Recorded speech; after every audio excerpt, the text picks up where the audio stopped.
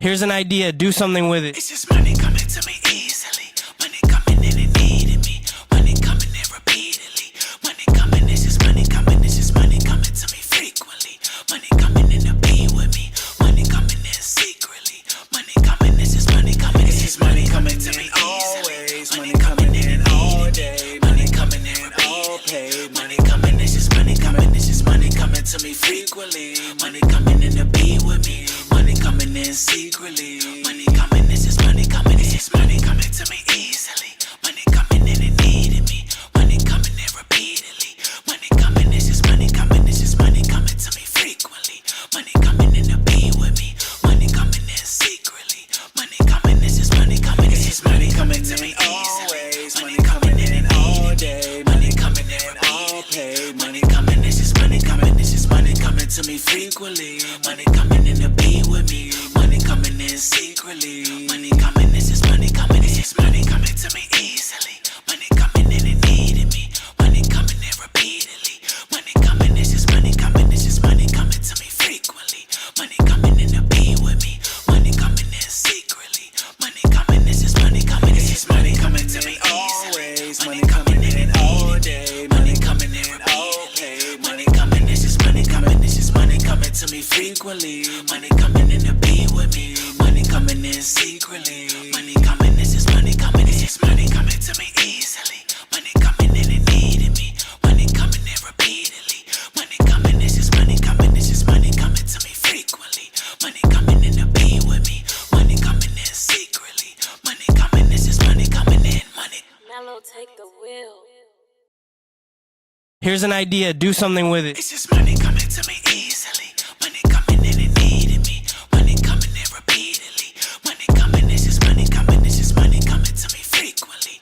Money coming in to be with me. Money coming in secretly. Money coming, it's just money coming. It's just money coming to me always. Money coming in all day. Money coming in all paid. Money coming, it's just money coming. It's just money coming to me frequently. Money coming in to be with me. Money coming in secretly. Money coming, it's just money coming. It's just money coming to me easily. Money coming in and needing me. Money coming in repeatedly. Money coming, it's just money coming. It's just money coming to me frequently. Money coming in to be with me. Money coming in secretly. Money coming, it's just money coming. It's just money coming to me always. Money coming in all day. Money coming in all paid. Money coming, it's just money coming. It's just money coming to me frequently. Money coming in to be with me. Money coming in secretly. Money coming, it's just money coming. It's just money coming to me easily. Money coming in and needing me. Money coming in repeatedly. Money coming, it's just money coming. It's just money coming to me frequently. Money coming in to be with me. Money coming in secretly. Money coming, it's just money coming. It's just money coming to me always. Money coming in all day. Money coming in all paid. Money coming, it's just money coming. It's just money coming to me frequently. Money coming in to be with me. Money coming in secretly. Money coming, it's just money coming. It's just money coming to me easily. Money coming in and needing me. Money coming in repeatedly. Money coming, it's just money coming. It's just money coming to me frequently. Money coming in to be with me. Money coming in secretly. Money coming, it's just money coming in. Money. Mellow, take the wheel. Here's an idea, do something with it. It's just money coming to me easily. Money coming in and needing me. Money coming in repeatedly. Money coming, it's just money coming. It's just money coming to me frequently. Money coming in to be with me. Money coming in secretly. Money coming, it's just money coming. It's just money coming to me always. Money coming in all day. Money coming in all paid. Money coming, it's just money coming. It's just money coming to me frequently. Money coming in to be with me. Money coming in secretly. Money coming, it's just money coming. It's just money coming to me easily. Money coming in and needing me. Money coming in repeatedly. Money coming, it's just money coming. It's just money coming to me frequently. Money coming in to be with me. Money coming in secretly. Money coming, it's just money coming. It's just money coming to me always. Money coming in all day. Money coming in all paid. Money coming, it's just money coming. It's just money coming to me frequently. Money coming in to be with me. Money coming in secretly. Money coming, it's just money coming. It's just money coming to me easily. Money coming in and needing me. Money coming in repeatedly. Money coming, it's just money coming. It's just money coming to me frequently. Money coming in to be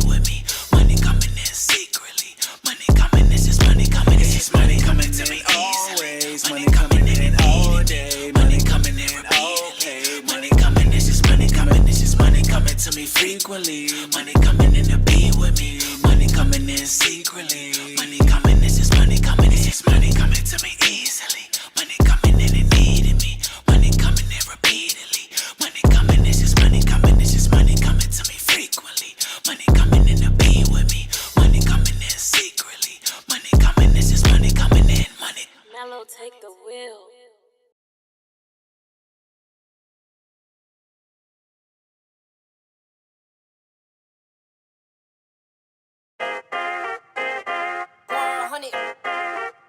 The number you have dialed is not available at present. Please leave your message after the beep. Yeah, trendsetter, whoa, league of my own, it don't get better. No, read what I wrote, I'm a bestseller. Yeah, reach for my goals, hit it dead center, hit it dead center. Bullseye, hit it the most, there's no misses. Something like fish in a barrel, it's no different. Blindfold on me, I still got the most vision. Trendsetter told them before, but they don't listen. Better, bring a better bad because I'm bigger, better. Solo single, selling several shows at every single second. Peter Piper picked a pack of pickled peppers. Kinda came and crushed the competition, hope they get the message. Look, living it fast, spinning my M in the bag. I never go slow, thinking I'll crash. End up a thing in the past, they know I won't though. Big fish catching me, they gon' need a bigger boat. Ironic how the world stops when I spin a globe. Always showing up. Right. Last year's song still holding up. See the name now and they know what's up. Right. Price hit the top and it's going up. I'm a trendsetter. Whoa, league of my own, it don't get better. No, read what I wrote, I'm a bestseller. Yeah, reach for my goals, hit it dead center. Hit it dead center. Yeah, trendsetter. Whoa, league of my own, it don't get better. No, read what I wrote, I'm a bestseller. Yeah, reach for my goals, hit it dead center. Hit it dead center. B.O.D. Get the spell check, a fact check, and prevent errors going up. See the bent lever, jalapeno hot, y'all just red peppers. All y'all copy copies, but I'm left center. And your shorty glitching on me like a text center. Hit her with a French tenor. Crazy, wait until I do the next record. I leave head severed. I don't need to hit the bench ever. But if I do, I'm PRing to the next level. Condo flights to Lufthansa. Already know who you people fans of. Call me Big Daddy in a big body Wrangler. Call me Big Daddy Adam Sandler. Bullseye, aiming for a cottage with a poolside, full size. I can't swim though. Always showing up. Right. Last year's song still holding up. See the name now and they know what's up. Right. Price hit the top and it's going up. I'm a trendsetter. Whoa, league of my own, it don't get better. No, read what I wrote, I'm a bestseller. Yeah, reach for my goals, hit it dead center. Hit it dead center.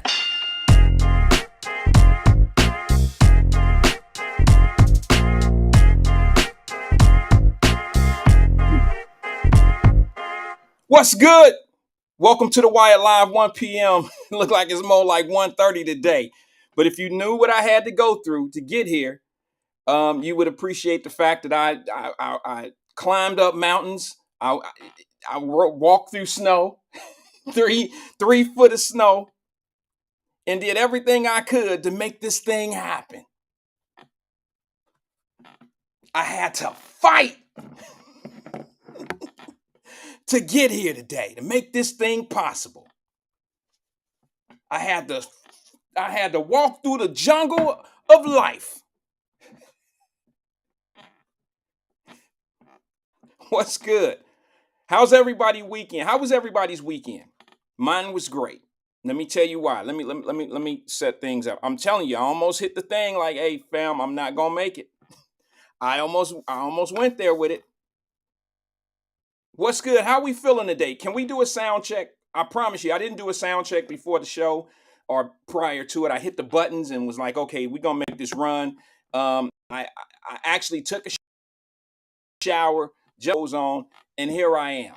So I want to just say to everybody that's here giving me your time of day, I appreciate you. Thank you very much for coming in and giving me the hour or even the 5 minutes of your time. Once you see shit ain't going right in the conversation, you log off, and that's cool. You gave me a shot. That's all I need is a shot. Give me an opportunity. That's up. I want to say what's up to all my Super Bowl watchers, Super Bowl listeners. I want to say that this year's game was a really good game. It was a really good game. I done already heard the conspiracy theorists talk about the what's her name, the Taylor Swift situation and all this. I mean, boy, I tell you what, I have never seen so many people in my life be so damn miserable that they can't even enjoy a football game. They can't enjoy a Super Bowl or a great playoff game, a great matchup like the 49ers and the Kansas City Chiefs. It was a great game. I told my wife before the game, I said, listen, I said, I wouldn't be surprised if the game, if it's going to be, it could be close to a tie, which you can't tie in the Super Bowl. But what I was telling her was we're going to have a point, like a 3-point differential in the score. I said, I wouldn't be surprised if we have like a big baseball game score, like 7-10, 10-7. I said, both of these guys, they're strong on defense, strong on offense. But I think this game here shows you that defense wins championships. And the first defense that breaks, the first armor that breaks is going to be the team that loses. And I tell you what, I was also pointing some things out to my wife. I was like, boy, these guys are super athletic. I mean, these guys are so fast. I've never seen 350-pound dudes run so fast. I'm talking about linebackers that are 285, 290, 254, and they running, 4.5s. I could never imagine getting hit by something like that. That's like getting hit by a car. And these guys are an amazing group of athletes. They're warriors. And I'll be honest with you, man. I admire those guys. They work really hard for their money. That little running back, the little white dude, the running back for San Francisco, McCarthy, that kid played that game. He played hurt the whole game. And how I know is after play one, I could see it on his face. They slowed it down when he hit the ground. And I know he fell on his back wrong. And he played the entire game. The first play, he had a cut on the back of his arm already. And I mean, that's his game. He's that type of running back. He's a throwback running back. Get the ball, run fast, hit the hole real quick. He's just a throwback running back. And then, you got your running backs for Kansas City. Them brothers, I'm telling you, bro, I seen an amazing football game. I seen a game where if you had bad coaching, you was going to lose badly. But what we seen was two group of coaches that did a really good job. And speaking of coaches, let me just say this. For everybody that was arguing for Eric Bieniemy, I think Kansas City did pretty good without him. I remember some of y'all was arguing about he needed a head coaching job and he's the best offensive coordinator and he's been doing this and he's been doing that and they just looking over him. No, I don't think that was the case. I think there's a reason why he's not getting a head coaching job. It's not because he's black. Several coaches have been, I don't even want to get into that because the people that's talking that type of shit don't know nothing about football. They just know about race card. That's it. They know about the game and who's in positions, but they can't tell you how many black GMs there are in the NFL without Googling it. They can't tell you how many position coaches are black without Googling it. They can't tell you that. So I don't really get into the mixing up. I don't really get into that. I try to enjoy life the way life is put out there. And what I seen was an amazing football game. I seen some great defense versus some great offense. And that's why we had an overtime game. And that's why it played out the way it did. And all that Kelsey stuff, I know some of y'all seen my post last night after Kelsey went off. Yeah, and I said, boy, if Kansas City, and let me put it in proper context, okay? I flat out said it. Travis Kelsey went up to his coach after they fumbled the ball inside the 5-yard line or 10-yard line. They was inside the 10 or something like that. And he ran up to his coach. I really, quite honestly, don't think he meant to do it the way he did it, but it got to that point. And I said it. I said, if Kansas City don't win, y'all will not be talking about Taylor Swift and Travis Kelsey anymore. It won't be nothing about Taylor Swift. It'll be all about what he just did. And I have a video of it. I'm going to show it here in a little bit of what he did. And of course, when I put that out there, here come everybody. No, he white. He white. Ain't nothing going to happen to him. Well, we'll never know now because they won. And my whole point of putting that out there had nothing to do with racial it had nothing to do with the race, okay? It was all about, hey, he bumped the coach. He disrespected a coach in his face. It looked like we don't even know what he said. But everybody already going for it because they don't have nothing. I mean, what else could you say? If that's how your mind is, if your mind is calculated like that, then that's where you go. And you say, oh, nah, ain't nothing going to happen to him because he white. As if white boys don't get cut in the NFL, don't get benched, don't get banned. They do. And they've been getting that way. And we go through the same shit. We go through the same shit. And the bottom line is, if they would have lost, that would have been the biggest issue. They wouldn't be talking about 3 consecutive Pro Bowls, Super Bowls. They wouldn't be talking about none of that. They would be talking about Travis Kelce bumping his coach, getting in his coach's face. This would be the conversation right here. He was already a problem. Andy Reid knew he was a problem.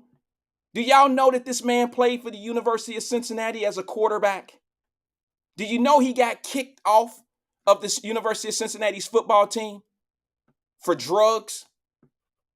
For drugs and not, I think it was a curfew issue, which is minor, but the drugs you can't overlook. And when he got drafted, they had to do some heavy research on him, like his brother. They went to his brother and was like, well, Andy Reid, who had already knew his brother because his brother was with Philadelphia, and they knew that his brother's character, which I don't know if he has drug issues and all that. They played at the University of Cincinnati at the same time. Okay, and he vouched for his brother. And Andy Reid, the coach of Kansas City, asked Kelce, he asked him, which Kelce am I getting? Am I getting the one that got kicked out of school, or am I getting the one who had his final year at the University of Cincinnati and just concentrated on football and played good ball? Who am I getting? I would have never said you getting the one that got kicked out for smoking weed and doing drugs and shit in school. So his brother actually co-signed saying, look, Mr. Reid, Coach Reid, my brother will do right. He did what every brother would do. Turned out Kelce was a quarterback at the University of Cincinnati, got kicked out. All right, he was a knucklehead. He was a hothead. He was tempered. And what do you think is going to happen when you had that type of situation going on in your life? I mean, that's what he's been his whole life. He's admitted to it. So Andy Reid knew what he was getting in this player. But we all know a whole lot of players, no matter what color they are. I played sports. Coaches deal with shit like that because those are winners. Guys like him win games. Guys like, okay, Trina said smoking weed or drugs, you are playing with words. It don't matter. He failed a drug test. All right, they went to New Orleans during a bowl game. They stayed out late. I don't know. Marijuana at that particular time was, and I think it still is. You can't fail a drug test. It's considered drugs. So he failed a drug test, which put him in a bad situation, and it got him kicked off the team. So it don't matter if it was weed or cocaine or meth or whatever it was. It was a substance that was not allowed by the NCAA. So it don't really matter. I don't know how I'm playing with words. One or the other, it didn't matter. If it was weed or dope, it don't matter. Same outcome. You get kicked off the team. So I don't know, I don't understand why we got all this conflict. Look at AB, Antonio Brown. Look at all the shit he did and he got away with before they finally kicked him out. Before they finally kicked him out the league. And I heard all those people last year or the year before talking about how Antonio Brown was showing the league and they can't hold him back and he can say what he want to do what he want to do and all this. I heard all y'all saying that shit. And I told you he was done. I told you there's no team that's going to pick him up because he's a brand herder. He's not a brand ambassador. He's a brand destroyer. And I don't care what you are, what type of brand you have. There's just certain people that can't represent what you're doing. And what is AB doing now? Running around. I guess he made his $40 million. I'm happy for him. I'm happy for him in that way. But he'll never be in the professional football league again. He'll never be in the NFL. I'm hoping if he get his stuff together, I hope he maybe put some of them ducks together and go make the UFL possible, like powerful. Go help Rock. Go help them guys. I think that's going to be a productive thing. But I'm going to be honest with you, man. I enjoyed the game. I enjoyed the Super Bowl. I enjoyed every play. every play, you just never knew what was going to happen. You know what I'm talking about. Like, it was an exciting 1st and 10. How many yards they going to get on this one? 3rd and long. How close they going to get? Will they go for it on 4th down? Are they getting in kicking range? It was an exciting football game. But I'm going to tell y'all the stories. A quick little story. But I have a video on it. I had my phone. I visited a friend. I went over a friend's house to watch the game. And I'm going to tell you something. Ain't nothing like my Latino friends. Now, I'm the only Kansas City guy in there. I'm the only guy in the whole building. I was nervous. I was scared. And I told him, I tried to explain to him, the only reason why I'm going for Kansas City is because we got a local kid out of Cincinnati, Ohio. Went to Winton Woods, Edwards. It's the only reason why I want Kansas City to win, kind of sort of because they in our division. And it makes me feel better during the year when we beat Kansas City as a Bengal fan. When we beat Kansas City, it kind of gives us momentum in the locker room to be able to knock off anybody that we play that year. Yeah, it's a momentum setter. You know, it can set the momentum. As a Bengal fan, you want those games against Buffalo. You want those games against, sorry about that, guys. My daughter was calling. You want those games against Buffalo and Kansas City. They tell you where you are as a team. So you want those games. I know I do. And let me just say this. I was at my friend's crib. We were watching the game. Now, I didn't wear any apparel. I just wore what I wear. I had I think I wore something UC. That was too close for Kansas City to them. Because they were like, wait a minute, homie. Wait a minute, SA.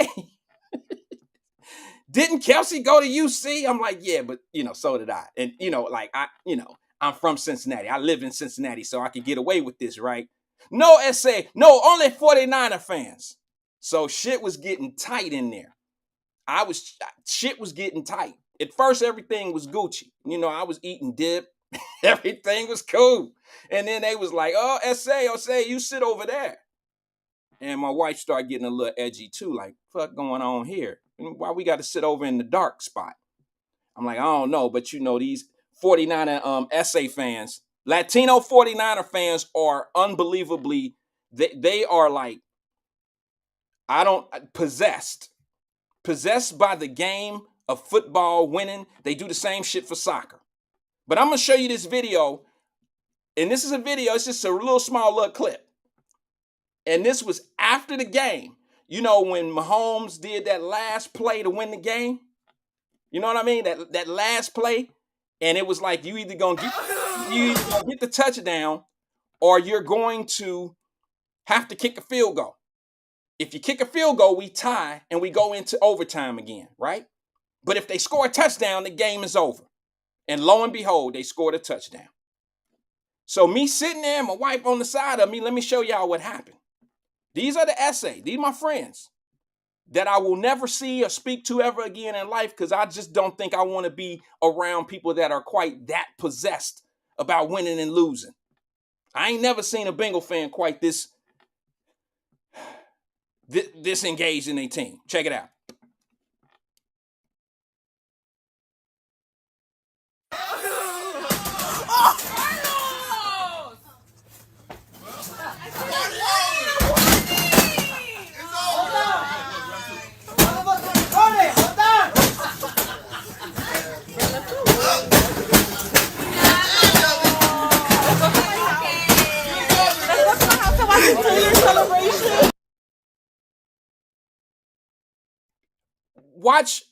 Watch Chico, watch his wife. Watch Maria come out the door back there. Watch what she do. Now, y'all got to understand, the game just ended. That's a 60-inch TV. Sitting there, everybody cooling, eating tacos, and everybody eating fucking dip and chamililos and all that. We eating it all. And he just tore down a whole 60-inch TV. That TV ain't do nothing to him. It didn't score no touchdowns. It didn't catch an interception. It didn't recover one fumble. But watch Marie come. Watch Maria. You know her name, Maria. Gotta be. Watch Maria come out the back. She been coming out of there with sodas and drinks and beer and shit all night. But this time she came out to put one blow to the TV with Jesus. What did I say his name was the first time? Chico. Watch what she do.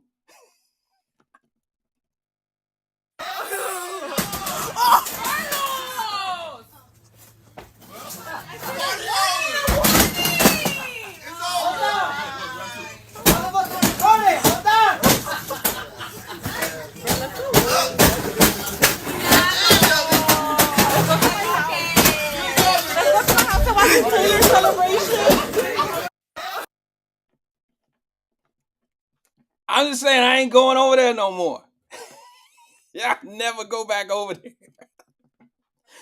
I don't care, Steven Speed. He said, Wyatt stereotyping. Have you seen some of the videos at the Cowboys games? Have you seen the videos of the Los Angeles Rams? Have you seen when those guys get the fighting and shit out there? Bruh, thank God. Listen, I wouldn't even go to a Bengal game if I had to deal with gang violence at the game. I wouldn't go. I wouldn't go to a Bengal game. Now, you know, they get a little drunk and swing and miss at the Bengal game. Them drunk folks down there, they swing and they miss because they ain't really used to swinging on nobody. But I'm just being honest with you. Out in LA, they swing and connect, and your ass will come out of there bloody. They be down at the concession stand going the hardest. Nobody seen those videos, huh? Okay, I'm gonna share one with you one day. I got a few of them. I told myself I would never go to a LA Rams game or a Dallas Cowboy game. Never. And what happens is they always do the road team. Sometimes I see two Dallas Cowboys jerseys fighting one another. I never try to figure out why. But I see them most of the time. They're always in the stands. And it's always started, y'all ready? Drum roll. Ladies always starting shit in the stadium. Y'all always starting shit in the stadium. Remember the fan at the Pittsburgh game? The lady started all that shit with that brother and slapped him. And remember, he wasn't going to do nothing back. He looked at her dude and was like, bro, you going to do something about this? And the white dude was like, oh, you ain't going to do nothing. All right, I got it. She's put her hands on me. I got to do something about this. But ladies, we about to ban y'all from going to football games. Because y'all don't act right. Y'all talk shit, then you look at your man and want him to deal with the shit that you just started. You say some disrespectful shit, and then you expect somebody that you didn't say some disrespectful stuff to, you expect them to act right. And then after they don't act right, now you want your man, you gonna let him talk to me like that? Peter, you gonna let him talk to me like that? Come on, man. Y'all got to stop. Let's go to the phone lines early real fast. Hold on one second. Let me see if they're still there. Good afternoon, caller. This is Wyatt. Who am I speaking with? Hi, my name is Blammy. It's what? I'm sorry? Blammy. Grimy? Blammy. Blammy. Yeah, Blammy Davis Jr. Oh, okay. What's up, Blammy Davis Jr.? What's good with you today, brother? I'm pleasant. How are you? I'm holding on. Just sit here taking in the vibes. Yeah, Fame. My Westwood homie. Yeah, what about me? Okay. Fame. Was that a good Super Bowl? Yes or no? And then go ahead into your story. Yes or no, bro? It was. Okay. It wasn't good for me personally betting. I only won like 2 out of 6, but oh well, you'll make it up on that happens. You'll make it up. Oh, I'll make it up in baseball season. I kick ass in baseball. I got to be the best black baseball handicapper ever. I'm gonna take you up on that and play some bets with you. Oh, absolutely. Remember, you and I talked about that Cincinnati Red bet. I think I want to do that. What, you want to get in on that with me? Absolutely. Let's get it. You know what I'm saying? I don't know if you told them yet. I ain't gonna say that to you. I ain't saying that, but watch this, Fame. Watch all these fake ass people. Watch this. You ready? You want to watch this? Fame and I are going to get in this bet with the Cincinnati Reds because it's paying 5,000 to 1. Okay? So basically what we want to do is raise $1,000 to win $500,000. So if we make a $10,000 bet, Fame, we win. No, 1,000. Excuse me. If we make $1,000 bet, we could, if we get 10 people to put up $100, we're basically gonna make a $1,000 bet. So you get that 5,000. That 1,000 times 5,000 is the return for the Cincinnati Reds to win the pennant, basically to win the championship. Now it's a long shot, but I would bet my $100. I would put $100 on that before I go to the casino and blow $100 to possibly win $200 or $300 back in return. I'm a big return type of guy. So if we could put up $1,000 with a $5,000 or with a 5,000 time return, to me that's worth my $100. What you think, Fame? Oh, it's a damn good. The Reds are expected to be legit this year. Yeah, they will be competitive. I don't know if they're gonna win, but check this out. Wouldn't it be fun every time we go? If we put that $1,000 down, if we put $100 in, all of us, and we went, and wouldn't it be kind of cool to keep up with the Reds collectively, all together? We have a different kind of interest in the game, and 100. Yes, we would. yeah, I think it would be cool, and I think that if we won the money, shit, then we in the money. If we don't, then you blew $100. You didn't blew $100 with less of a chance to win that much money in your life. Exactly. Go down there and playing 21. It'll take you all night to play 21. Oh yeah, with $100, they're gonna win 500,000, or sure. However much it would come out, 50,000 each or whatever. For sure. You know what I'm saying? For sure. Okay, Fame. We'll maybe try to put that together and let some people get in if they want to, but we'll talk about it. But what's on your mind, brother? What's happening? What's good? Well, yeah, I just wanted to, shout out to my Westwood homie, Esteban Speed. He called you out on that racism with the Spanish people. That was a little like, damn. That's okay. No, we ain't doing this. That's okay. That's okay. It's just sting. No, it's not okay. Racism is racism. It just sting a little bit. That's all. But that ain't what I call for. Yeah, you're right. It just sting a little bit. It was just like, damn. I know. But no, you were talking about Travis Kelce, Taylor Swift's boyfriend. When he bumped into the coach, I was the first person saying it then. I was saying it this morning with a brother. That I don't have a problem with it. It wasn't just necessarily just the heat of the battle. This is the last gosh darn game of the year. Yeah. He's got all summer to relax and rest. Yeah. He's the second best player on your team. He has to be on the field. I agree why he was angry. But do you understand where I was coming from, Fame, when I said what I said? Only reason why I said what I said is if that's a whole different conversation if Kansas City lose. The media and the people going to be talking crazy about that bumping into this coach and being hot and heated at his coach. They're going to go back to his drug days. They're going to go back to why he got kicked off University of Cincinnati football team. They're not even going to talk about Taylor Swift anymore. And let me tell you what would have happened, Fame, just my opinion, and you can have the floor after this. That would have been such a bad publicity thing for him. That would have been the end of him and Taylor Swift because she's supposed to be the clean cut, don't want no problems, and she's not with the bad boy and all that. And that would have been a bad boy image moment, and she probably would have distanced herself from him. Oh, 100. Had they lost, because I said this. I said the same thing when they went down by 6 or 3 points or whatever. When they went down, I said that if the Chiefs lose, they showing that I had a picture of it, I had a still of it. I said this will be the indelible image of the Super Bowl. Him bumping his coach. There you go. Then it would have been an indictment on hip hop because he wears a fade. So they've been talking about how aggressive and irrational hip hop is. It might have been an indictment on hip hop white guys. Adapting hip hop culture. Well, they would have found a reason to make it about you, right? They would have found a reason to make it about hip hop and all that old shit. I don't know, but it's kind of hard to equate hip hop and Kelce, Travis Kelce together now when he's with Taylor Swift. That's kind of hard to equate because look, I look at it like this, Fame. I don't know how many of y'all do, but I've never seen him with a white girl until now. He's always had a bad, and I mean a bad sister. He's always had a bad sister. When he was at University of Cincinnati, he was pulling them. So it wasn't just when he got in the pros. He just prefers. Right. He like sisters. I ain't mad at him for that. That's his preference. But this is the first time I've ever seen. Not that I pay attention. But I'm saying I remember when he went to University of Cincinnati and how he hung out there. You know what I'm saying? He hung with the brothers. That was his thing. I know a few of the athletes from basketball and they all kind of they stay in the same dorms and things of that nature. So yeah, he's always been into the sisters, man. But now, I don't know. I know what made him change. It's not necessarily that Taylor Swift is the finest. She's probably the most successful that he's ever dated in any race of woman. You know what I mean? When it come down to the bag. She's a billionaire, bro. So that's kind of the not having that curvy figure and all that old shit.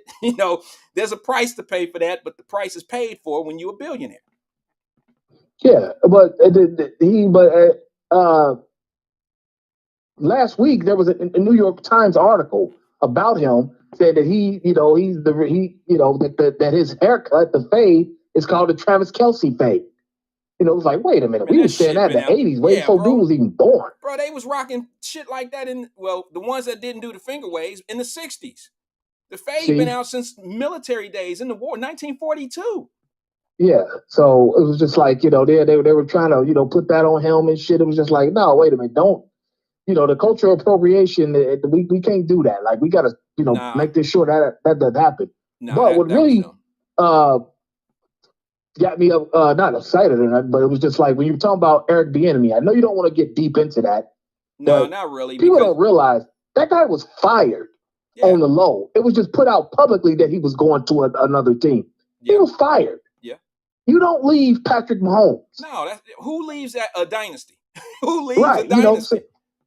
dynasty? Yeah. Who leaves a I dynasty? They'd leave. already won the Super Bowl with him. Wait a minute, Fame. You know, we're in the thick of it to Let get me another one. let me Go ahead, correct I'm sorry. myself. Let me correct myself. I'm sorry. I would leave a dynasty if I was an assistant coach to take over a program.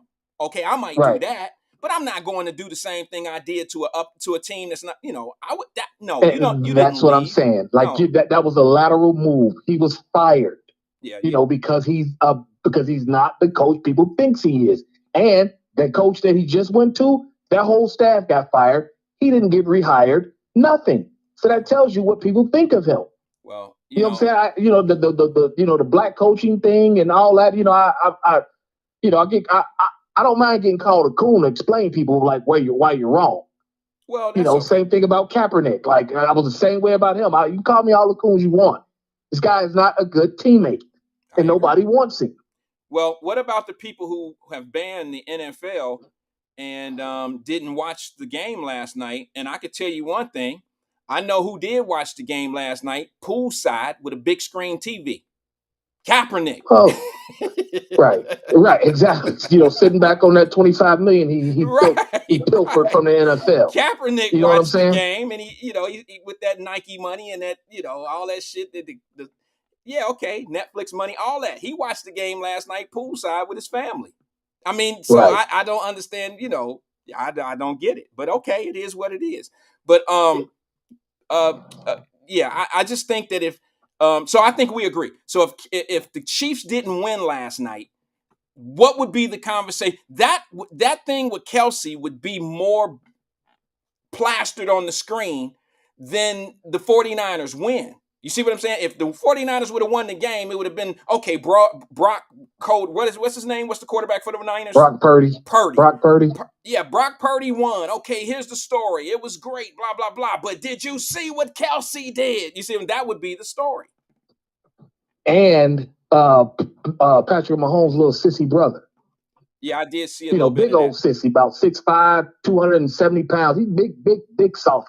Yeah, but you know what, man? Let me say But this. hold on, he was posting up pictures with Travis Kelsey's old recent girlfriend before he got with what's her name? Taylor. Yeah. Posted up pictures with her in Las Vegas and shit. It's like, how could you do that to your team? Yeah, I don't know.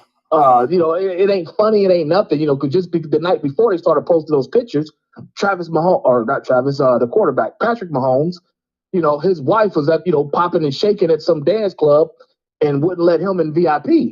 Yeah. Like she even talked to the security guard herself. Told him no. You can see him mouthing like, I'm Patrick Mahomes' brother. And I can almost guarantee you he said that more in life than he said hello. Sure. But here's the thing, man. Have you noticed this? Excuse me, I didn't mean to cut you off. Have you noticed this about Patrick Mahomes? His family has got some problems, bro. Real problems. He come from that one kind of family, bro, that don't really understand positioning of like you have the world by the balls and this and that.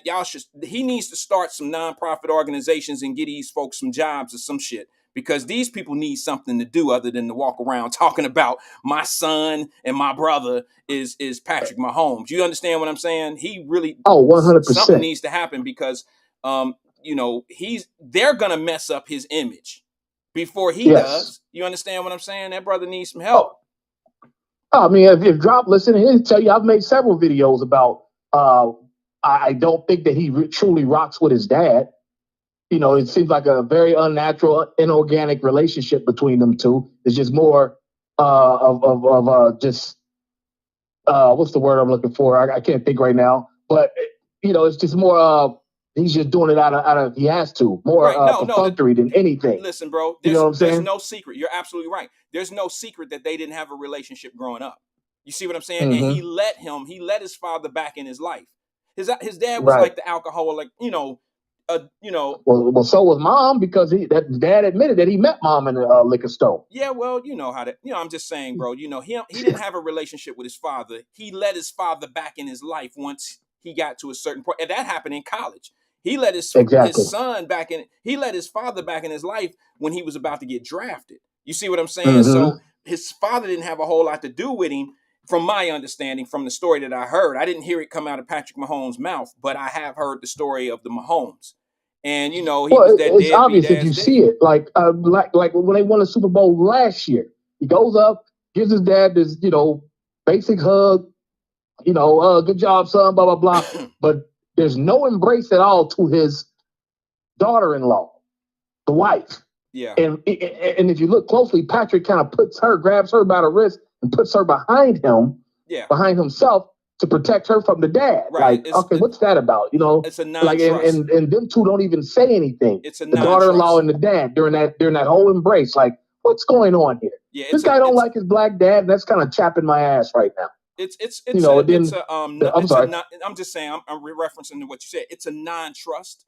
He doesn't trust his father, and he wants to keep his wife. He don't even want his wife to build a relationship with him. You see what I'm saying? So don't even talk to him. Exactly. That's what that is. Don't even talk to him. Don't even be bothered with him. And then just found out over the weekend that he's got another brother from the dad who plays college football for Rice now. Played at Brown via Ivy League. Then he transferred to Rice this year, but he's got a different name. I think his name's like Walker Graham. His last name isn't Mahomes. But that's his, I don't say half brothers and stuff. That's his brother. Right. Then he's got another sister who's like 12 or 13 years old from the mom. Okay. You see what I'm saying? So he's got all these extra siblings and all this going on, and dad tripping, getting DUIs, and mom. You can look at her and tell that she was a loose partier. That her box was open invite. You can just look at her in the face and tell. You know what I'm saying? I judge a woman by the man she chooses. That's all I can Well, tell she ain't you. got now. Well, I'm just saying, and I know people about to eat that up. They about to call me whatever they gonna call me, but I'm sorry, ladies. That's just how I see it. I pay attention to what you choose. That let me know how you are. I mean, that's just. Well, I mean, that makes sense to me. I'm sorry. That's just my opinion. I pay Well, attention yeah, she to chose all an alcoholic, and whoever the dad is of the next baby, he has no. I don't think he'd be at the game. That she's not married to him because her last name's still Mahomes. Yeah. Well, I don't see what know, I'm saying? brother, but So- I know the brother is a knucklehead as well, and they wouldn't let him in the VIP suite or whatever it was, and I don't know if he caused a scene. I didn't really pay too much attention to that, but what it tells me is these guys don't really have relationships in places that they need to have relationships. You understand? Some of them get around these folks and don't know how to act. They get a. and Go ahead. yeah, well, here's the coup de grace for me too. The wife, Brittany. She's a former college athlete. So she's has a decent body and everything. She just did the Sports Illustrated sports. What is it? Super swimsuit issue, the cover story. Yeah. She's the cover model of it, and it's like, why would you do that if your husband has $500 billion in contracts? Put yourself out there, all that side boob, all that stuff going on with them pictures. Like, how could you do that? You're not even adding anything significant to the wealth that y'all created. You just made some. You're jealous of Taylor Swift. Because they don't show you anymore during the games. They show her. You see what I'm saying? I was like, that's just a weird effing family. Yeah. And like somebody said years ago, Patrick's the only one normal in his family. But wait a minute. Now, let me ask you something. You think it shouldn't be that the wife, is it Patrick Mahomes' wife who did the swimsuit? Yeah. So you don't think that was a good move by her? You think the reason why she shouldn't have done it is because of her husband? Yes. There's no need for you to be showing your body off. It's kind of like Aisha Curry. But wait a minute. When she was, a couple years ago talking about some, I don't like how men ain't getting in my DMs and all that kind of stuff. It's like, you don't need men in your DM. Your husband is worth $500 million. What if she Sit wants? your ass down and raise them kids and But make sure hold they're on. good citizens But and hold don't on. squander the wealth he's gonna leave y'all. But hold on, Fame. I don't know if I necessarily agree with all of that, brother. I agree with some of it. I agree with your wife being trashy out in public and representing you, and that's a bad thing. But a tasteful photograph of swimsuit modeling and things of that nature, maybe she wants her own career in modeling. And I don't think just because he has a bunch of money that it should stop her from being what she wants to be in life. That's just my opinion. Would I want my wife to be a swimsuit model? Not necessarily. But some men built different. Maybe he's okay with that. And now keep in mind, brother, I'm the same guy that's against Sierra, or not against Sierra, but against what's his name? Russell Wilson, and letting his wife do all that old sleazy shit. I don't like the sleazy stuff. But if she's a respectable model, that's a different story because that's how she makes her living or whatever, if that's what she's trying to get into. But the indecency stuff, like if she was going in posing topless on swimsuits and on Sports Illustrated and stuff like that, I wouldn't be able to tolerate that because that's a whole different type of professional modeling. But I'll just be honest with you, bro. I think that I don't have a problem with her going to do the swimsuit thing with Sports Illustrated. It seems to be an honor amongst ladies that are doing modeling in that industry, swimsuit modeling with Sports Illustrated. When Beyonce did it, it was clearly classy. You know, when this Beyonce woman did it, what was the difference between the photos, though, bro? It was classy. It wasn't. No, you wasn't seeing like on Mahomes' pictures. Like she might as well be topless. You know, the top of them is barely covering her areolas. You know what I'm saying? Like like you see a good significant amount of side boob. Like damn. Okay, like this is what you're doing with your husband? Here's what I can't do. I'll be honest with you, Fame. I haven't seen the photograph, so it's out of I can't debate it. You see what I'm saying? I can't tell you, yeah, it was a dirty photo and all that. I haven't seen it, and it's not been in my interest to be honest with you. But I'm just saying that if she is a swimsuit model or a model in general, I don't think it's inappropriate for her to do the Sports Illustrated swimsuit edition. I really don't, because it's an over-the-counter, sell. So I don't think it can be too bad. But like I said, I haven't seen it, so I can't really make a judgment on it. I can't. Remember, Sports Illustrated just folded, so they need something to get them buzzing again. Yeah. What better than the best quarterback ever, potentially, his 25, 26-year-old wife on the cover, damn near half naked. Well, hey, Fame, like these pictures are too much for a woman who has children, and like I said, a husband who's worth $500 million. Melinda Gates didn't do that. Neither of Bezos' wives have done that. Well, I mean, maybe, you know what I'm saying? Yeah, well, maybe they just cut different. Maybe they don't want to be models. Exactly. That's the thing because they're women from another era. These women of this era feel like they need to be as rich and famous as their husband. They're not interested in raising children to be proper citizens. I'm trying to prevent her I'm trying to prevent those kids from being Paris Hilton. So now let me ask you this, Fame, since you brought that up. I think it's a valid point, but I don't know if I necessarily agree with it all. Do you have that same feeling when you see these girls on IG that don't get paid to do what they do? They just trying to show their beauty and their curves on IG. And shouldn't they focus more on raising their families instead of getting on IG and doing all that shit? Because it's the same thing. Absolutely. Okay. It's all, tricking and, basically legalized prostitution. Sexy Red, you're getting pregnant. You don't need to be rapping about what you're rapping about anymore. All your sexcapades and all that. Why don't you rap about being motherhood and how it might have changed your life? Like what was that what's her name? Lauryn Hill. Remember that song she made about her son Zion or whatever? Yeah. No, I understand. She made that song and then it was too positive and ain't nobody fucking with her no more. You know what I'm saying? Like, come on now, let's keep some things in perspective. That's all I'm saying. I just want to make sure that those kids don't become Paris Hilton. Yeah. You know how she was when she first got out, but now she's a mother now. She's 40-something now. She's changed a little bit in the last 20 years. So when she came out, sex videos out about her, just being wild and crazy. I'm like, damn, this is what the Hilton family's gonna. This is what the Hilton family heir is. So right I here, gotta this ask girl. You a question. I don't think so. I gotta ask you a question about last night's game, the halftime show. I think you the perfect person to have this conversation with me for a hot second. You got 30 more seconds. Don't even ask me. Disgusted. What? It was it was average, man. What? It was average, man. It was I like, seen your okay, comment. there were too many slow songs in a What? row, That's what and it he kind of took do. the energy out of the crowd. Oh, jeez. You know what, bro? Some people just never gonna be happy. I'm gonna be honest with you, brother. I can get it. I get it. Some people didn't like it, but bro, like I'm a '90s baby, and I like those type of songs, and I think it was a good mixture of songs, and I think that was the best halftime show in years. A lot of people tried to say, "Well, what about Dr. Dre?" And I'm like, the Dre's show and all that was nowhere near that. 50 Cent came out upside down and shit like that. That is not hot. You know what I'm saying? We heard songs that we like, but Usher put on an amazing show, bro. I mean, from the first lyric to the last lyric, they literally, I seen the stage fucking jump, bro. The stage was roll.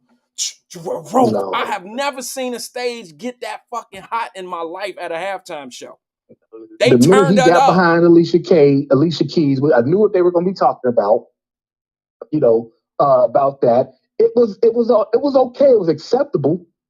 And then he takes his shirt off. It's like, dude, these are all Greek god looking dudes. They don't nobody there to see you. Built like that. With your 40-year-old body that's never been a pro athlete. Look at all these 25-year-old men. He's not in their primes. singing. Even the 300-pound linemen are built nicely.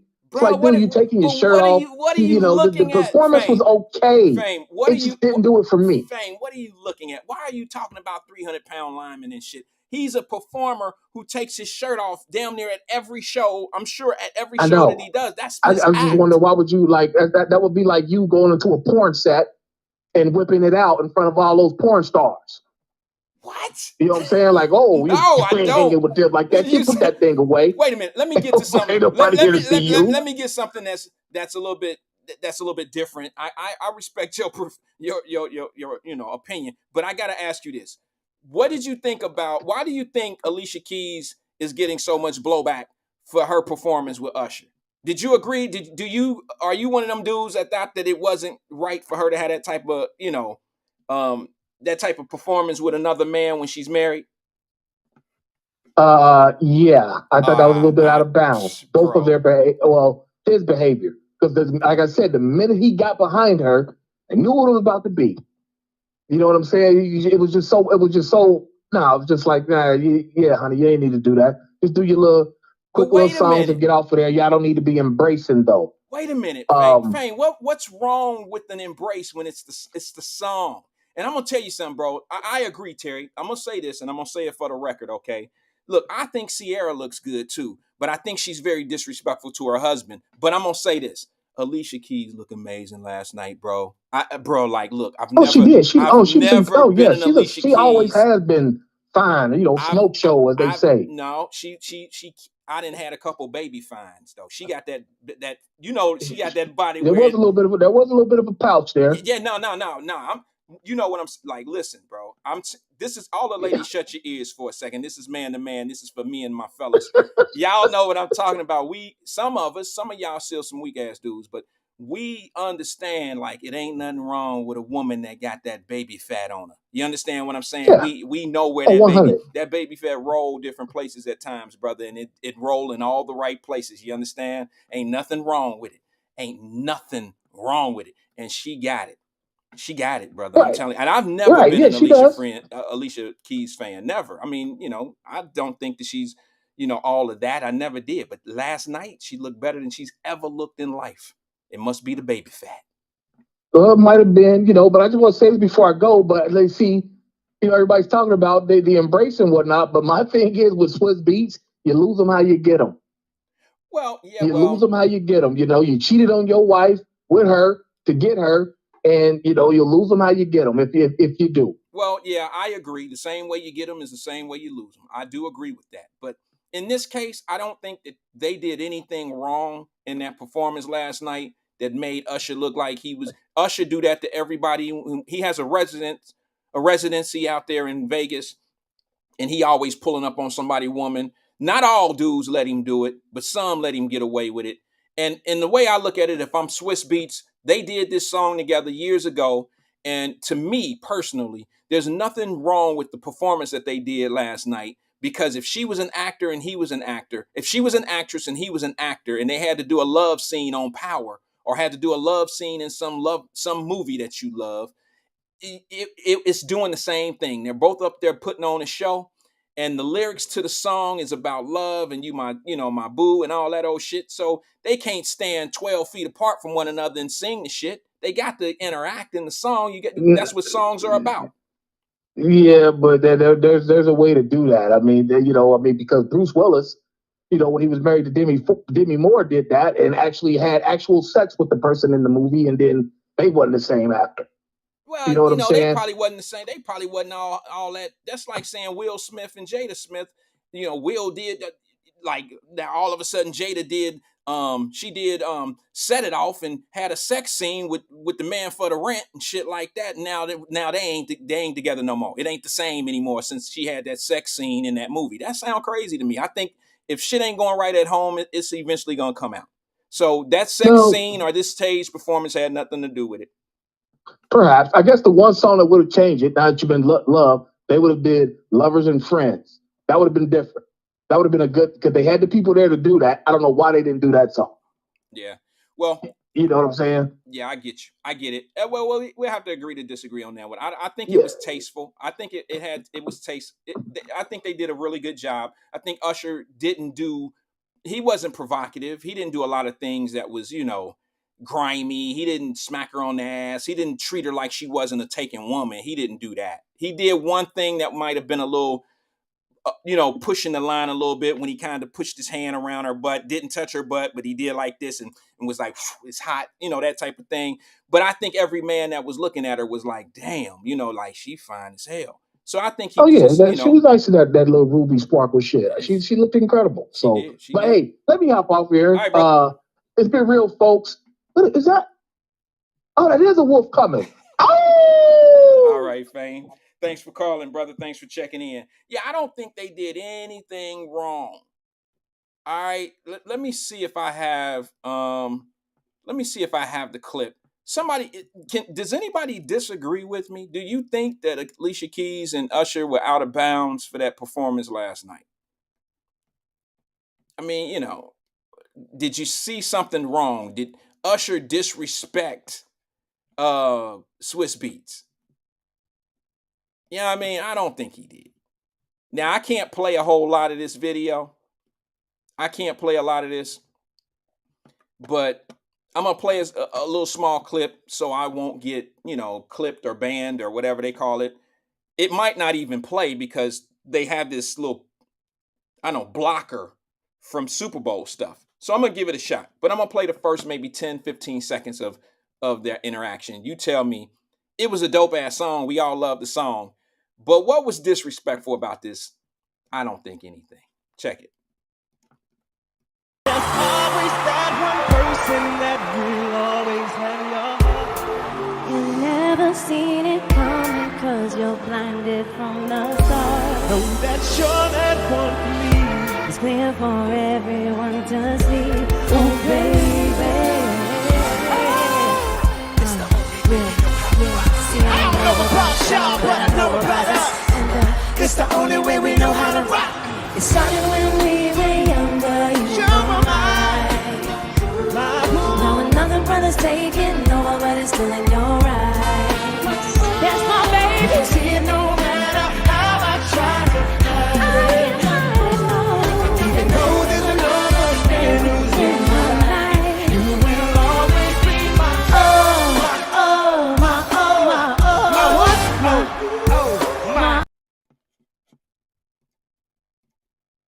I see nothing wrong with it. Did y'all see that thing? I told you that he did the one thing around her butt and was like, it's hot. He didn't touch her. It was classy. It was classy. I think Usher did an amazing job. I haven't seen a halftime show quite that exciting in a long time. If you think that the Dr. Dre one was competing with that, I don't think so. I think Dre brought out Mary J. Blige, who did The Rock like she'd been doing since 1988. Mary J. Blige came out and sung her hits. It was cool. But Mary J. didn't do a move that we ain't never seen before. You understand? And the dances, and then you can't say Rihanna's show was quite like this. Rihanna didn't bring out the whole fucking Atlanta. Y'all got to give it up for Usher, man. Usher can hold his own, but he brought out other entertainers. He brought out dudes that had that brought stage presence with them. That's just me. I'm just being honest. I think from Ludacris to Lil Jon coming from the Lil Jon coming from the audience, from the crowd, and turned down for what, bruh? The skates, the outfits, everything. But I do have one problem. I did have one problem. Who in the hell told JD to come outside looking like this? What the hell was JD / CeeLo / Leprechaun / going to a funeral looking as, I don't know. What the hell is this, Jay? Bro, who told you that this was bro, you need some new people around you. You need new people around you, Jay. You're around too many yes dudes. Yes dudes, yes girls, yes nephews, yes cousins. You're around too many yes people. Somebody should have told your ass, no. Don't do it, Jay. This don't define anything. This is not saying nothing. I'm confused looking at this. I don't know what this is. Okay. Look, maybe this is. I don't know. I don't know. I can't even classify. I can't say that this is. I can't say that it's before my time, after my time. It just ain't on time. I don't get it. I don't know what you doing here, bro. And you got on them little bitty girl ass socks. Remember them socks them little girls used to wear when we was children? And they wore their Sunday socks, and they had the little ring around the socks, and they hung over your shoe. The little pretty girl dress shoe socks. That's what you got on there, bro. Everything else, I don't get it. You got on a slash. I don't get it. This is not. I've never seen. Is it that you? Is this fashionable? Like where? What are you defining? I don't get that one. I didn't get that one. Not at all. Not at all. But what I want to do is I want to show y'all, for those that didn't see it, for you guys that didn't see the video of what happened with the coach, I want to see if I can. Let me see if I have that. Hold on. Let me see. Here it is right here. I got it. Check this out right here. This is what Kelsey did to his coach last night. And what I'm trying to tell y'all, and I ain't gonna spend no time on it. I got 30 minutes to get the rest of the show done. All I'm telling you is this, just like I said last night in the post during the game. I said the Chiefs better win this game. If the Chiefs don't win this football game, they are not talking about Travis Kelce, about Taylor Swift and all that. This is going to be the last game. She ain't coming to training camp next year. She ain't coming to preseason. And she's showing that they are not going to make it together out of that stadium. She's done with him. If Kansas City lose, her PR people was going to say to her, we out. Tell that motherfucker we a holler. That's what she was going to do, I promise you. So there was more on the line than just the Super Bowl ring for this cat. It's just way too much. Hey, by the way, I bet you JD, just to show you this one more time, you can't tell me that this motherfucker don't have a purse sitting in the back, in the backstage waiting on him. Y'all know he got a purse that costs $6,000, $13,000 sitting in the back with him. He can pay as much as he wants. It's still a purse. Because you pay a bunch don't mean that it ain't what it is. You know you bought a purse with that outfit. The purse matched the shoes, don't it, ladies? Y'all know he got a purse with that one. They didn't con his ass. Oh, you can't leave without the accessory bag. What's this place? What's this clip inside the bag that says makeup? No, that don't mean what you put on your face, JD. That makeup means you can make up whatever you want it to be in this bag. It don't mean a makeup. It don't mean the blush and the powder and the lipstick, JD. with your rich dumb ass. What it means is you can make up this area of the purse to be whatever you want it to be. That's what it means, JD. Now you buy this bag that's $7,000 that matches them shoes. Get your punk ass out of here, bro. Y'all better stop watching those rich folks. Them rich people are how you walking around. It'll have men, bro. We already got dudes walking around Cincinnati buying handbags from Rinks because they got Gucci on them, mean it ain't a purse. Because it got Louis Vuitton on it, don't mean it's a purse. It's a purse. No matter how you faking it and fronting with, I know you look like you got a $5,000 bag. We all know it came from them Africans over at the damn Traders World or over at the damn Rinks. We know it. You don't accept the air the same way. For those that understand, y'all know what I'm talking about. Real Gucci bag and Louis bag carriers, y'all know the difference between some shit from a flea market and from the mall.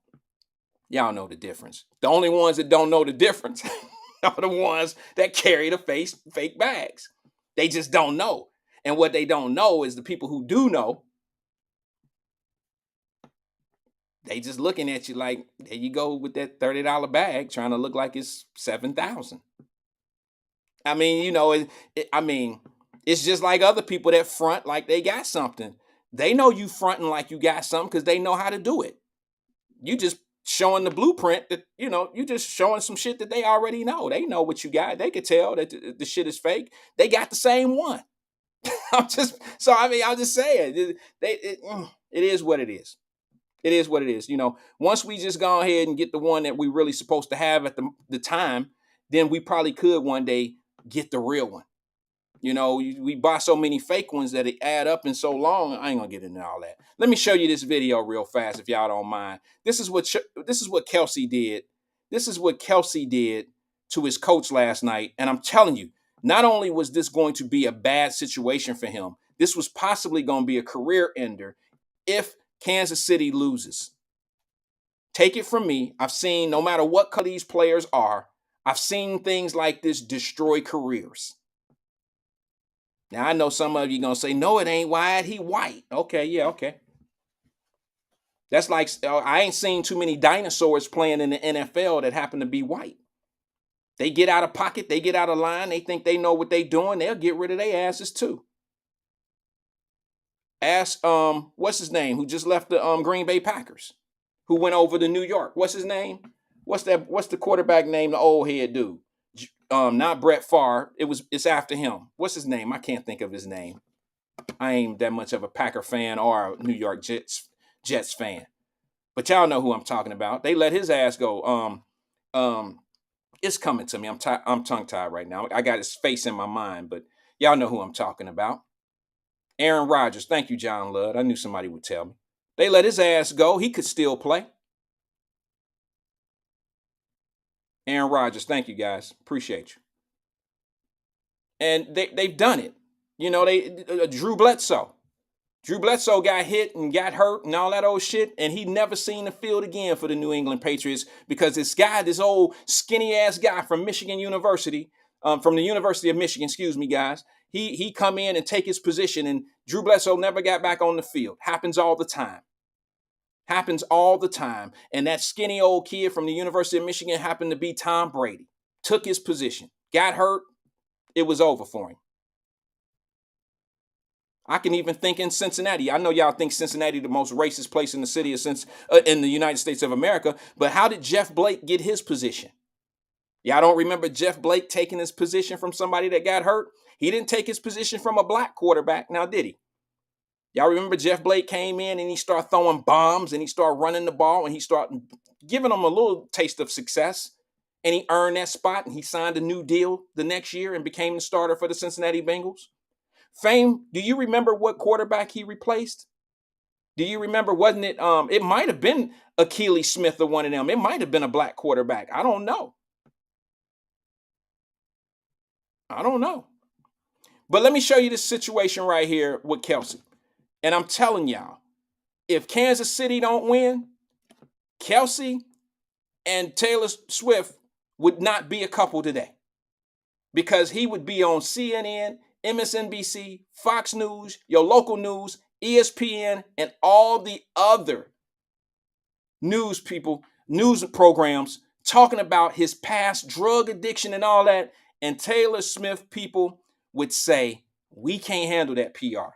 You got to drop his ass. Check this out. Comes over to Andy. He goes, keep me in. What happened is, on the fumble, he was not in the game. Noah Gray went in, and he had to block the fumble.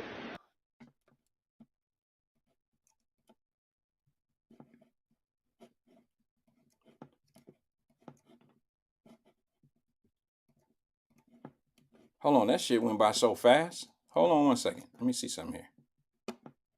Let me see if I can run it again real fast. I'm sorry about that, guys. It went by so quick. I turned for a second and I'm like, damn, it's over with. And then it locked me out of the thing. And I'm running out of my time. I got 29 minutes to get through the rest of the show. But let me see if I can show you that once again. And then I'll try to keep up with what I'm saying here. Hold on one second.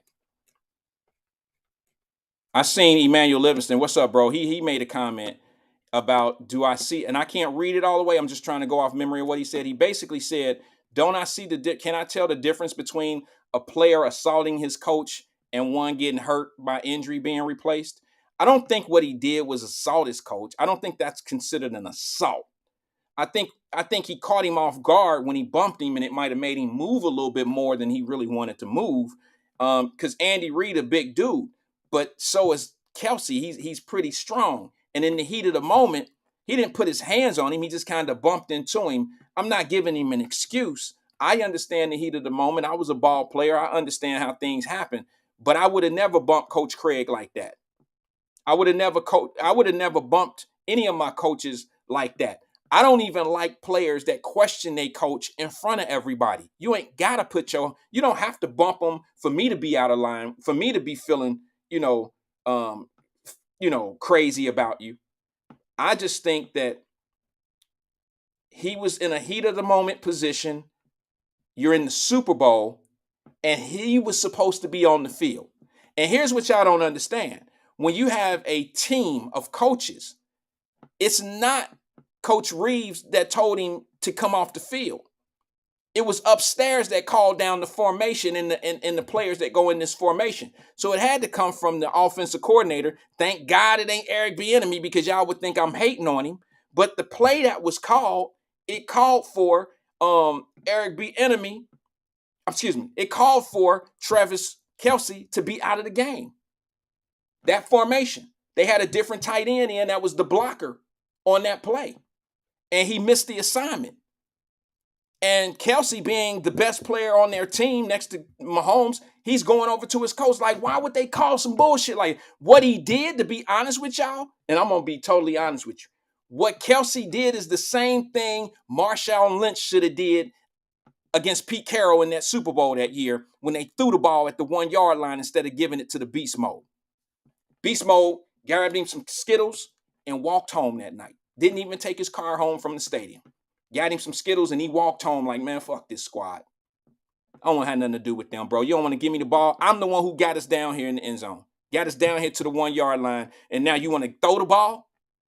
See, beast mode, Marshawn Lynch had every right in the world to go get in somebody's face, a coaching staff's face. Like, bro, we lost this Super Bowl because of y'all being stupid, wanting this guy, Russell Wilson, to be the MVP instead of making me the MVP and us just getting in the end zone so we can win. That's what it looked like from us. From the outside looking in, that's what it looked like to me. That's what it looked like to a lot of people. Bad play call. But Travis Kelce did this last night. I don't think it's as bad as it looks. I don't think that he was mad at Andy Reeves. I think what happened was in the heat of the moment, he was going over to his coach and was like, listen, tell them motherfuckers upstairs, bro. It's supposed to be different. Call the right formation so I'm in the game. If they call a certain formation or a certain play, it's a certain personnel that goes in. So he's going to Andy like, Andy Reid. He's going to Andy Reid. I called him Reeves, but it's Reid. He went to Andy Reid like, bro, this formation, I'm supposed to be in the game. This is crazy. Bro, we need this. When you got two strong defenses and two big teams like this going against each other, there's no room for error. Missing an assignment of a block gets your man busted up. That's what causes fumbles. That's all I can say about that. I'm not defending him. Oh, no, he'll be disciplined for sure by the team. Even though they won, he'll be fined and all this old stuff. But my point of it all was, if they didn't win this game, media would make this situation a hell of a lot worse than it truly was. Media would make this thing so bad that Taylor Swift and the NFL would be different next year. Y'all got to understand, from what I heard, what's been reported, the Kansas City Chiefs have made a whopping $350-something million just since she's been part of this team. And when I say part of the team, when you showing up, you got a field pass, and you selling jerseys because it's your boyfriend, or you got merch that's moving off the shelves because of your association with the team, then yeah, you part of the team. You part of the team. She's been part of $350 million worth of merch, ticket sales, merch, and all of that. And I mean, that would have changed last year. But thank goodness they won. I'm happy my brother from Winton Woods, the little dude from Cincinnati, I'm happy for him. I only went for the Chiefs for that reason. I only went for the Chiefs because we had a local ties. A little brother from Cincinnati went to UK and ended up with my Tampa Bay Buccaneers, went to the Super Bowl. Now he's a Super Bowl winner with the Kansas City Chiefs. I'm happy about that. But here's my other take, and I said it earlier. I'm happy that Kansas City won because we know as Cincinnati Bengal fans, and it's Edwards, isn't it? It's Edwards, the kid out of Winton Woods. The reason why I'm okay with Kansas City winning is because as Bengal fans, we know that we play the Kansas City Chiefs, and that is a momentum booster for us during the season. When we beat Kansas City, we know that's a momentum builder for us. We know we're gonna have a good year. We know we can take that momentum, even if we lose by 7, if we lose by 3, that's still momentum. Still get momentum. So, I don't have a problem. Shout out to, Kansas City Chiefs. I'm happy for them. Let me show this video one last time, then I got to move on. I got to say something about something else before we get out of here. Check this out. He comes over to Andy. He goes, keep me in. What happened is, on the fumble, he was not in the game. Noah Gray went in, and he had to block the fumble. And see, let me say this. I don't know if it was necessary for that player to go back and hold Kelsey. I think that made it look worse. I think that made it look a little like it was anger for Andy Reid. Like you had a player hold me back from. No, and it's not like he used a bunch of muscle to pull the kid off of him, to pull Kelsey off of him. But I think he was just kind of saying, hey, give it some room. He wasn't trying, he wasn't holding him back from hitting him. I think it was just an emotional thing, and it happens in that sport. It's a combative sport. It's combat out there. And they playing to win. They're playing to win, and you got to expect your coaching staff to be on the same page as you. I'm out there busting my ass. I'm taking these shots. My knees are getting bent up. I've been in the weight room all year. My contract is up. I got a whole lot of reasons to be out here winning. Plus, if we lose this game, I ain't too sure I'm going to keep this billionaire-ass girlfriend of mine if we don't win. So there's a lot of things. There's a lot of reasons to be out there, playing hurt and all the other things. What else we got? Oh, you know what? I just want to say something. Somebody made a comment. Said it, somebody said something. Oh, there it is. I gotta bring this up. Maurice says black players get white women. They don't have fame. That don't have fame. Excuse me. Black players get white women that don't have fame. I'm just trying to think of an instance where you could be wrong. I mean, I'm not trying to make you wrong, but you might have a point. I don't know. I don't know too many NFL players. Are you you say black players, are you suggesting just black NFL players? Are you suggesting black NFL players do that, or NBA or whatever? Because I mean, if I'm not mistaken, well, Chris Paul, Yeah, he's a point guard, but no, I'm thinking the sports agent, Paul. He has a Adele, but he's not really, you said players. There's a clip. Maybe this will carry over to tomorrow, but I want to show you this clip. It's interesting that you say that, bro. It's interesting that you say that. Let me see this. Cam Newton was having a conversation with Tammy, I think her name is. Is that her name? From Housewives, Basketball Wives. I'm gonna show the clip. Y'all tell me who she is. I don't remember. I don't know her name, but I think it's Tammy from Basketball Wives or Housewives of whatever, Atlanta. I don't know. I don't follow those shows too well. But I do know that there's a level of truth. But I want to know how you feel about this. Let me just play the clip because I don't want to.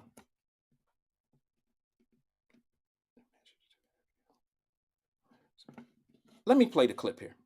Sorry, I can get on juvenile violence in a little bit. Just give me a second. I want to play this because somebody just made a point, and I want to see, do you agree with Cam Newton here or do you agree with Tammy?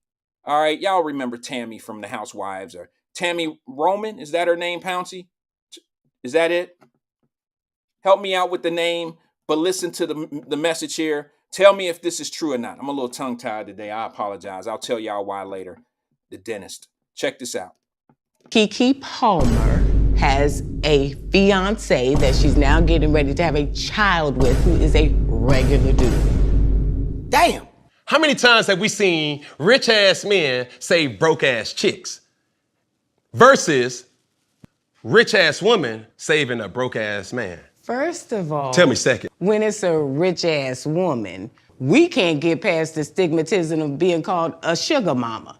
Where with men, it's widely accepted. It's widely different accepted. rules for different people and situations, and I don't like that. You trying to make it something that it ain't. Y'all have the upper hand. No, it's hard. 300 pounds. I'm saying you could be 300 pounds and still get you a chick. UPS or Popeyes and still get you a chick. Now you done changed the rules. I'm trying to. If that is what that woman is into, if he's attractive, Keke Palmer has a fiance that she's now getting ready to have a child with who is a regular dude. So I think that's kind of down the lines of what you were talking about, right?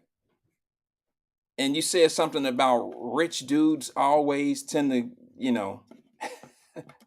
Tamara. Is that her name? Is it Tammy or Tamara? Is it both? Is Tammy short for Tamara? I'm sorry. But I very seldom see rich women with regular dudes. And then what's a regular dude? What's a regular dude to ladies? A guy that works a 9 to 5 or a guy that does not work at all and a woman is taking care of him? I mean, I'm from a different era. That's called something different. But yeah. Keke, she said it. Tammy said it. Keke Palmer finds herself in having a relationship with a guy with a baby, and she's with a regular dude. So, is there a problem when a rich man or a sports athlete dates a woman and she happens to be a star, or Alicia Keys or Janet Jackson, or what's her name, Sierra, or I don't know. I don't get it. I didn't understand that at all. I didn't understand. I think Cam Newton is right. I think Cam said it best. Most rich men are sports athletes. Most of them, the majority of them. You don't see too many guys running around here with billionaire ass girlfriends like Kelsey is. You don't see too many. How much do you think Sierra makes towards what her husband makes? Her husband is a $200 million quarterback. What is Sierra's worth without him? I don't mean any disrespect, but I'm just saying, I see a lot of women that are stars. They date more stars than they do regular dudes. I don't know if that's the case in all cases, but majority of the girls that you see, when TLC was dating people, they was dating people in the industry. They was dating people that was making, industry money They may not have been on stage. Dallas Austin was a hot producer. Him and Chili had babies and, you know, all that shit together. But they date industry dudes. You know, they don't date the guy that's working at the dang on, you know, AutoZone. They don't do it. So why do you expect a man that has some money to do it? I don't get it. I mean, you know, I don't know. That's just a topic that's a little shady for me, because if I tell you my truth, then, you know, you might, some will get it, some may not. But the truth of the matter is, I think you should be with whoever make you happy. I'm gonna tell you something about me. If my wife and I went separate ways, or she would have to pass on in this case, not me, because that would leave me here to make decisions. But if she passed away and went on, or some shit happened like that, or if we went our separate ways and I was down here on earth still making my decisions and dating and shit like that, yeah, I don't think I would marry anybody that wasn't matching the digits, the commas that I'm into, because I don't really, you know, if you wasn't with me when we started, then I don't know how we gonna finish together. You don't have the same appreciation for the struggle that I do. Now that's gonna hurt, and some feathers gonna be, you know, all that old shit gonna feel a certain way. But you gotta understand, 30 years together, I'm supposed to feel a certain way about it. A lot of people can't say they've been with somebody for 30 days, let alone 30 years. So you don't judge me, because I'm telling you, the struggle's been real. From Little Caesars nightly to being able to choose whatever we want to eat. And yes, you know, you can get mad at me all you want to, but I wouldn't be able to function properly with another woman thinking that she looking at me for other than me. That's just me.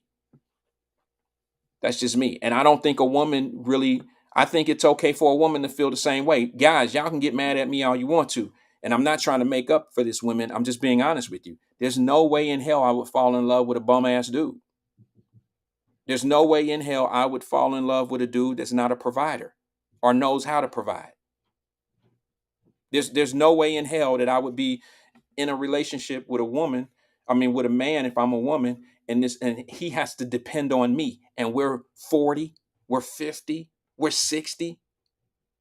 Do you understand what I'm saying, bro? Like, nah, we can't even get to a point where I have feelings for you. I'm not even gonna let the feelings start simmering. It's not that.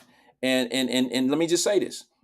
If I'm my age and something happens, and you know, I'm doing what I'm doing, and something happens tragically or whatever, and I'm out here, I'm not about to be with a woman that can't do what I can do. It's not gonna happen. And I would suggest the same thing to a woman. I was like, listen, why even go play in the playground and risk what you've built? And some of y'all, and I say this from watching other people's experience. I had a cousin, true story. I hope she's not watching, because if she is, she know I'm talking about her. She waited till she was 40, 45 years old to get with a dude to ruin her fucking life. Burned her credit up, burned her savings up, got him out of jail, used her credit to buy Cadillacs and shit like that. And then the FBI, the DEA and all that shit, DEA come in and take all that shit. I mean, why would you, as a 40-year-old woman, 45-year-old woman, why would you want a dude that can't do what you do? And he has to depend on you. So everything that you do, everything that he does reflects back on you and gets in your pocket. Why would you want that? And now who's supposed to feel sorry for you? We are? No, I don't feel sorry for you, because you knew better. You knew better. Emmanuel Livingston said, Wyatt, say his man gotta have some money. Come on, bro. I don't know what I quite said, but I'm saying women, I think they know what I'm saying. I think they know what I'm saying. She gotta be able to do, you got to have some 401k lined up. You got to have certain things in order. And see, that's why when I hear sisters getting drugged because they say that they have standards and high standards, I understand. I get it. I've seen men come in and just destroy women's lives. A woman that spent 20 years, 22 years on her job. She got good credit, good relationship at the credit union. You know what I mean? She done bought her house, is damn near paid off, if not already paid off. And here come this dude talking about where his dreams are. If you 50 years old and you still dreaming, bro, I don't know what to tell you. I don't know what to tell you. You know, it's one thing to have completed a dream and then you move on to the next dream. Now, if that's the argument, then I'm on your side. I've fulfilled one of my dreams. I'm successful at that. I've done it. But if we talking about a dude that's been, I told you I got some friends, we all the same age, and they've been having an album coming out since '88. And every time I see them, they still talking that I was in the studio. Man, shut that shit down. You've been saying that shit for 30 years. You know that, right? You've been saying that shit for 30 years. You got an album coming out. You sung all the backgrounds. You got to do, I seen a friend of mine. He ain't going to like this. I seen a friend of mine a year ago. It was last summer. So let's just say a year ago, because we're coming up on summer. I seen him and he pulled up on me. Like pulled up. I guess he knew it was me. I don't know. He pulled up on me like, "Hey, Ran, what up, though, bro? Shit, I ain't seen you forever." I love the dude. We grew up together. We made music back in the day. DJ, we did all shit together. Do you know I spent the 5 minutes of my time wasting my time? Because when I pulled off to the side and pulled in a furniture store's like their parking lot. What up? I get out the car, we this and this. What up? Bro, it's been forever. And I'm like, yeah, man, how you doing, man? Good. The first thing out his mouth is the same shit he used to say in 1988. I got this deal working with Prime Video. I got this deal working with and I just can't tolerate that type of shit. I just don't, it's not in me anymore. We're too old to still be talking about the shit that's on the burner that's coming up. I don't mean to destroy, I don't destroy anybody's dreams. I don't destroy anybody's potential possibility things are happening. It's just, to be honest with you, bro, I'm way too old to be sitting back listening to your fake ass Sony Paramount Picture Plus ass stories and shit. I got to deal with Paramount Plus. They about to put my shit on. And I'm saying to myself, okay, Granny always told me, if you give somebody over 3 minutes of your time that's talking bullshit, all the time after 3 minutes is your fault. So I don't really have a lot of time for shit like that because of the work that some of us really put in. And we always know when they talking shit, don't we, ladies? Don't we, guys? We always know. And that's just that. Emmanuel, are you coming on? I don't know if E-Man is still on, but I don't know if he's still on our show. But are you coming on today, E? E's supposed to come on every day at 3 o'clock. I'm not going to throw the bus. I'm just saying he comes on at 3 o'clock. Sometimes he pushes it back to 3:30 because he has family-related things going on, and it makes him come in at 3:30 versus 3. So I was just wondering because I didn't want to cut into his time. So he just typed in, he said 3:30. Okay, so I'll go on a little bit. I'll go on a little bit more, okay, because I want to go over something real fast, and I'll make it real quick, I promise. I'll do the best I can to make it quick. And I'm glad E is still here listening because, E, I want you to hear this, bro. I want you to listen to what I'm saying, and I don't mean to be, like, y'all know, and he knows, I don't really try to be disrespectful, but I do like to be correct about some things. And I do, when I hear people say things that are misinformative to my people, I do try to say something to try to make it right. And what I heard today on Black radio was a little disturbing. Not to the point where I felt like I needed to, go crazy about it, or I would have started the show with it. But they were talking about the illegal immigrants. Okay, and here's why I say what I say sometimes. When I say they talk about Trump all the time, when you concentrate and focus on what Trump is doing and how he's moving, you don't really see how America is moving without you. You don't see what America is doing for other people. And you don't, you don't understand. You don't see that that could be a smokescreen or a distraction. Do I have a problem with people talking about Trump? No. But when it becomes your main focus, it takes you away from what you really should be looking at. And I heard a man today on the radio call in and say, what's his name, E? I think it's Twin. I wish Twin would call here. Twin probably don't watch the show. Twin is from Chicago. So he has family in Chicago who can give y'all real detailed information about how black folks are feeling about this immigration thing in Chicago. And when you are a black radio station talking to your black people every day, I really believe that you should be a little bit more informative other than just how Trump is moving. I think it's important that you give the information of how the country is moving under its current administration. And this is the question that I asked on a post today. And it's this: how do you feel to have so much representation, but you're not getting any compensation? I think it's a valid point. I think it's a valid question. You have so much representation. You think you own so much of a winning team, and you think you're being represented so well, but you're not being compensated. You basically getting clout bucks or fun bucks. I can't figure it out. Some talk about it and they get their checks for talking about it. And I don't understand how it's so hard to believe, or why it's so difficult to go research something that's being done to black folks in these cities. You got 6 or 7 cities that are doing black folks real bad right now, and you're not talking about it. And when someone brings it up to you, you don't even believe them. Oh, that ain't possible. That ain't possible. But as soon as your mayor come on and tell you some dumb shit, you buy it. You buy it like it's you buy it like it's a loaf of bread for a quarter. As soon as they tell you something, you buy the shit that they say. But when somebody that look like you come in and tell you some truth, now y'all know y'all got to understand the frustration that I'm feeling right now, because keep in mind, I haven't just been talking about this issue for the last 6 weeks.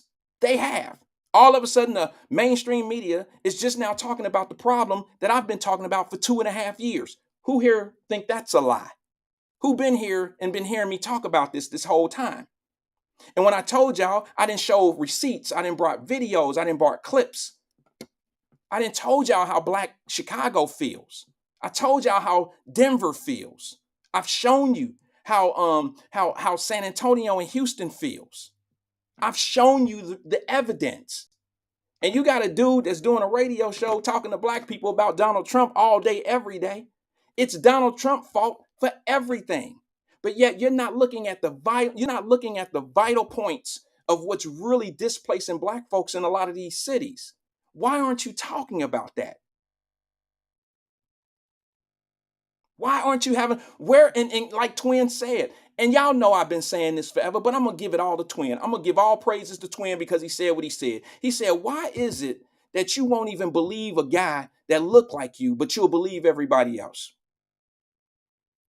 Why is it that if I tell you something is happening, you disregard it as if, nah, that ain't possible. That they ain't doing that. They ain't giving no migrants $1,000. They not giving migrants a bunch of money. You'll go so far as to say all they doing is giving them food and housing, but they ain't giving them nothing.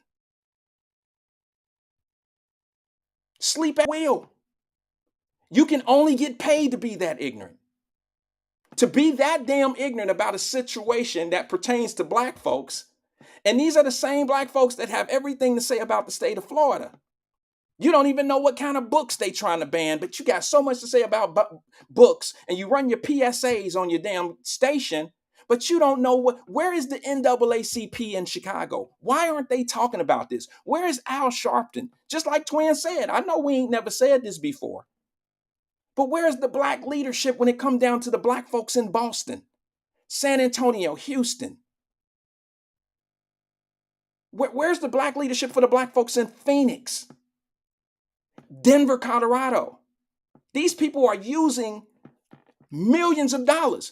You disregarded $53 million. You said he lying. You twisted it all up into some damn gift cards and shit like that. He did that shit on purpose. That's a word. Listen, trust, and I don't mean any disrespect to the Twin fella, but he's not going to bring a case like somebody that's going to bring a case. Okay, I can articulate very well to explain to him, and he wouldn't be able to twist me up like that. All right. The bottom line is they're getting $53 million in New York a month to be able to give migrants $250 per family member, up to $1,000 on a debit card. And when you say they're not giving them anything, it simply isn't true. They are giving them something. When you just simply try to justify all they're doing is giving them food, they're not giving them no stimulus. Yes, they are giving them a stimulus. They are giving them stimulus. They are giving them per diems. They are giving them money. You just don't want to know it for a reason, because you would have to link it back to why. Where is the base? What's the problem? Who's doing it? That's why you don't want to know about it. Facts. And here's the other thing. You try to twist it up like they not giving these folks all this money to live off of, and you say, well, they might give them a place to stay, but they staying in shelters. No. When they burned up the hotels, and I don't mean literally burned them down, I mean when they burned up the occupancy.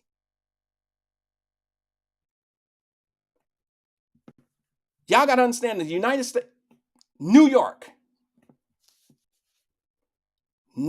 is paying $400 a night at 3 hotels for illegal immigrants to be put in there. $400 a night. So what do you consider giving somebody something? And then he tried to twist the twin dude up, and that, because y'all know twin, that guy can probably get a little not confused, but he'll allow you to be confused by you spinning him. That wouldn't work with me, G. And some people ask, well, why don't you call Wyatt? Well, the reason why I don't call is because I have a show. And the only motive that y'all would see me is calling, and I would be called all his names. I can handle the names and all that. I'm not worried about that. But what I don't want is this. He only saying all that shit so he can steal the audience.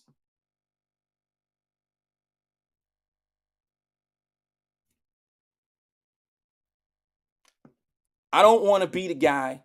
See, and here's the other thing. Then you have people over there who do say my name, and I let them say it. I want them to say it. Keep on saying it. But that's not the type of crowd that necessarily gets, they're not intrigued by new opportunities or new things. They still have their people that's been there for 40 years and 20 years and 30 years. They would rather discredit new information than to learn it. They don't want necessarily facts. They won't feel good. So I'm going to let them be. You know, my grandmother always told me, Rand, you can't take everybody where you're going. Sometimes you got to leave people where they are. That's what I'm doing. And anybody that's intrigued or interested, they'll tune in. They'll say, hey, well, let me see what he's talking about. Let me listen to that dumb shit he been talking about. If they decide to come over, they come over. If they don't like what they hear, then they move on. And then if they don't want to hear some things that are facts, you ain't even got to hear it from me. I play enough clips to let you know what's really going on. See, I don't have to go to Chicago. I got enough clips from Chicago. I got enough clips from Phoenix. Now, I went to Phoenix and went to the border. I clearly see what the problem is. This is not new conversation over here. Y'all slow to the beat. They just mainstream media. Y'all haven't heard the administration for 2.5, almost 3 years now tell you there's no problem at the border. There's no crisis at the border. So now the last 2-3 weeks, they want to say there's a crisis at the border and it's the Republicans' fault. Well, they've been telling you it's a crisis down there for damn near 3 years. And the only reason why people who don't listen to us and stay where they are, the only reason why they don't know anything about it is because they're not being told by the people that they expect information to come from. There's people on the radio today that heard what Twin said, and since the people over there was like, nah, we don't know nothing about that shit. We don't know nothing about that. Then it must not be true. Since they not talking about it, since Al Sharpton ain't talking about it, since they ain't talking about it, then it must not be true. You better be careful of your leadership. Your leadership can keep you blind. That's why I told you a good leader is a person that's hard to love. They're brutal to your feelings. Soft-ass leader will tell you everything you need to know so you can vote for them again or love them all day. I'm going to tell them everything they need to know. Because if I tell their ass what they need to know, everything they want to know, then shit, I'm in good grace. But as soon as I cross that line and tell them some shit that they ain't got no business knowing, they're afraid to not be loved. They're afraid not to be loved, and I'm just not that guy. And unfortunately, here's the thing. I don't have a problem with people that have opposing positions on facts. We don't have to agree on a fact. Like a fact will be a fact. Some will say illegal immigrants shouldn't be here. It's a fact that they're here. But then some will say illegal immigrants should be here. Those two things are cool with me. I'm okay with that debate. I'm okay with the illegal immigrants being in America if we have the right conversation. But what I'm not okay with is just refusing to believe a fact. Makes no sense to me. And here's what happens. When you give people the options and they understand what's really going on, then they would say, well, what's causing this? What's causing it? And then you have to back it all the way. You go through several different steps and you back it all the way up to policy.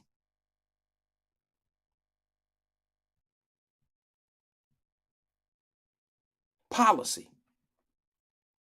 And like I said, I am not mad at President Joe Biden because he told y'all what he was going to do when he was debating. He told you. You know what you wasn't doing? You wasn't listening. You know what you was listening to? The people that don't want you to know what they saying, what the president is saying, what these guys who are debating are saying. They don't want you to know what the plan is. So they keep you focused on hating somebody and you're voting identity and you're not voting policy.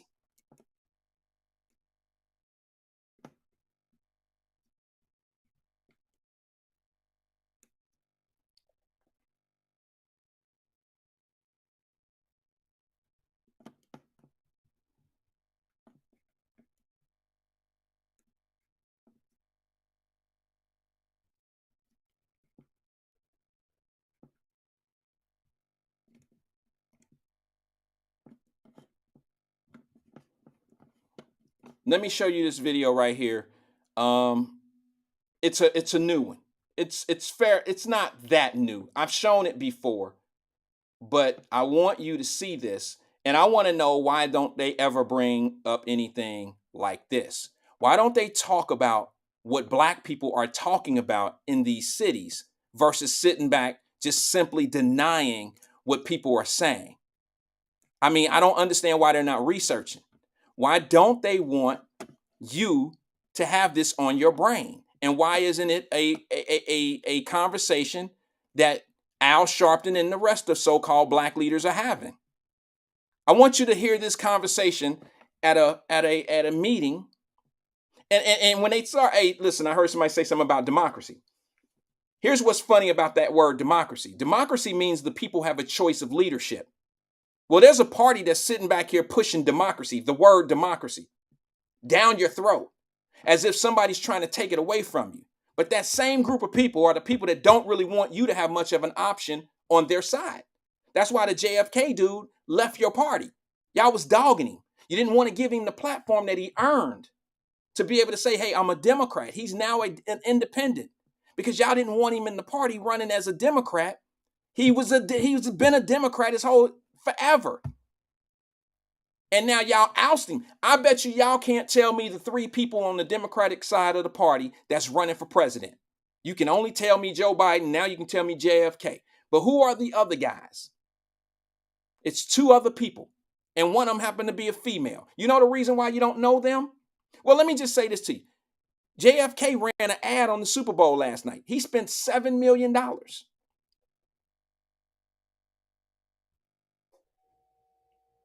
Yeah, DC just said it. He said, you see his campaign ad during the Super Bowl. Yes, he spent $7 million. I told my wife, I was like, damn, this dude, he pretty serious.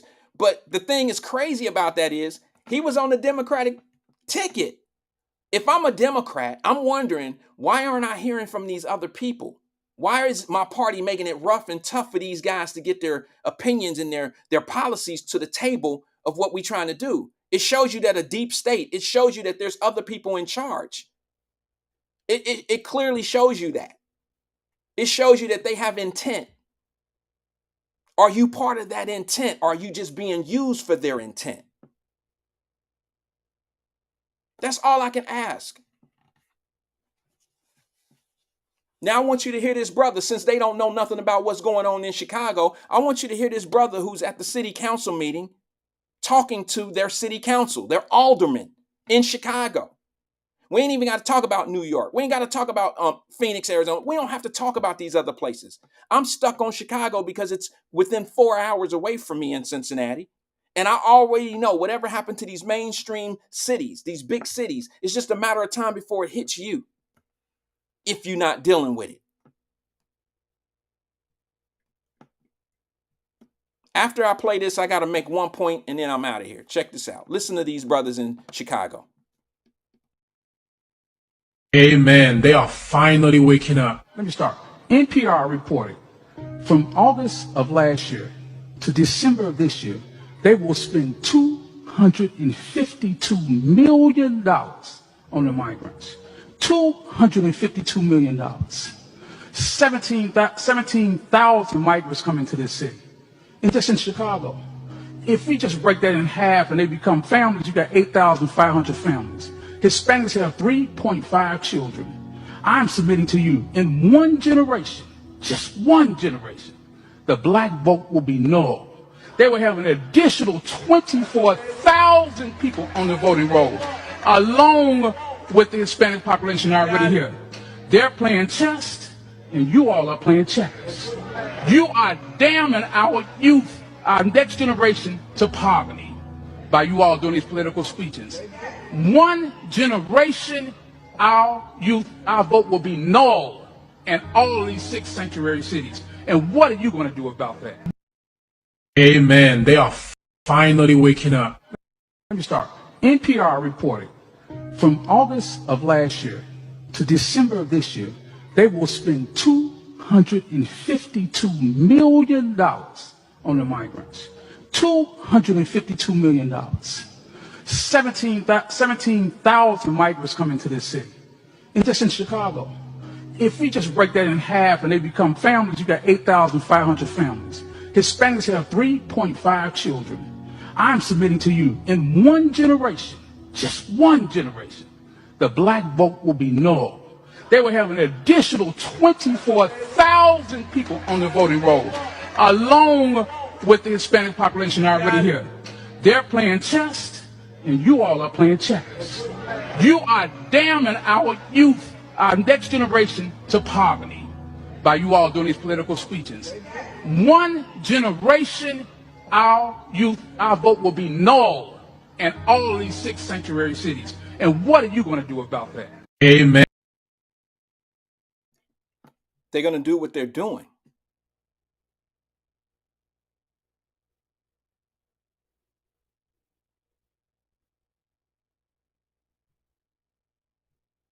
They're going to do what they're doing, folks. Now, I want to say something to some people.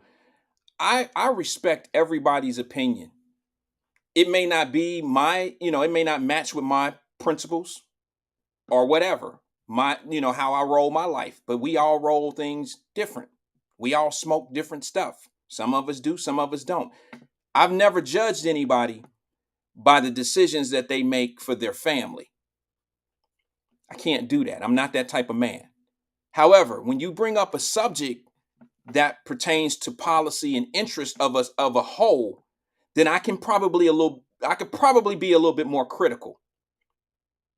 I had a brother say some things about how Joe Biden gave HBCUs money, more money than anybody else, when in fact we know Trump gave a lot of money. I told y'all there's not a president that hasn't given HBCUs, historically black colleges, money. All of them have done it. Some have given more than others. That don't impress me. It don't impress me that Trump gave a bunch of money to HBCUs. It don't impress me that Biden and Obama and the prior president gave all this money to HBCUs. That does not impress me, because those are just things that they use as virtual signals. All of them.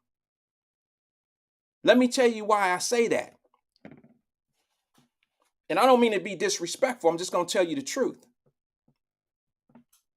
If you're not preparing our students, if education is not a value to us as a culture, as a people, then what's the point in giving all this money to HBCUs if you're not putting the money into the first layer? It's almost like saying we're going to fund the 9th grade basketball team, and you're talking about kindergartners that you're depriving, first graders that you're depriving. Why are you financing 9th graders that aren't there yet? If you have a crappy school system, if your public school system is deteriorating and these kids aren't even ready for college, why are we talking about what we gave to the universities instead of talking about how we're improving the now? You improving the future and not making people ready for the future. Explain that to me.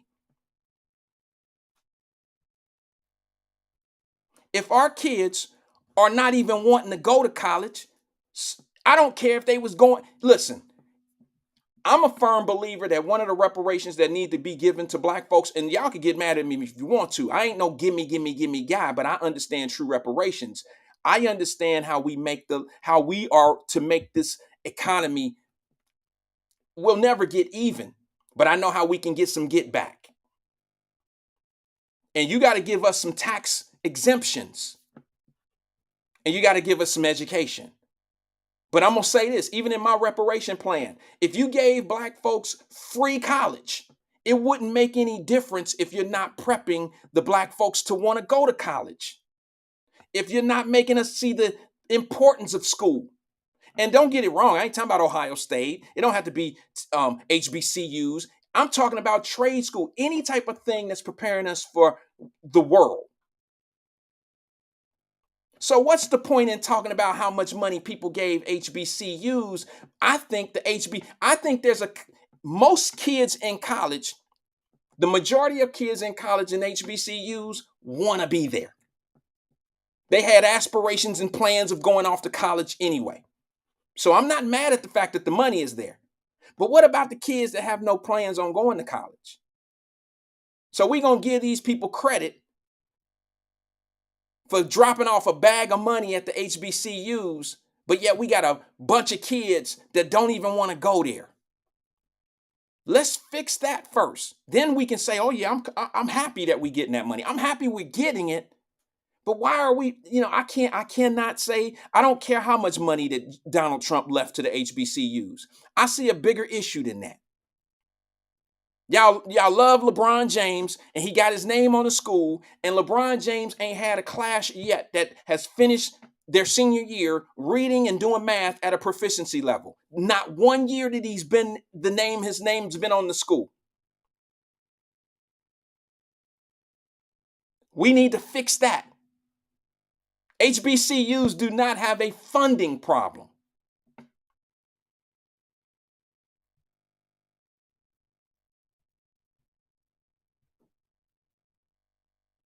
We need more kids in our HBCUs. We need them to be interested in the HBCUs first. And you got all these schools in this, in predominantly in our areas, man, that's just falling apart. And I don't mean the paint. I'm talking about the attendance. Look at your own school. Start in your own backyard first. Start there and see if that's ready to. How many of them kids? If you got a third of your kids that are truant, those are kids ain't even thinking about going to school, right? They're not thinking about going to a HBCU, let alone Cincinnati State or anything else. They only want to go to school. And then you got another portion of the kids that can't even read and write at proficiency level. So school becomes what they call, it becomes a depressing thing because they're limited. When you're limited at something, you can easily be depressed. You don't want to put a lot of effort into something when you're limited. So why don't we open up the books of getting our public schools right, putting them in a position where they have to compete?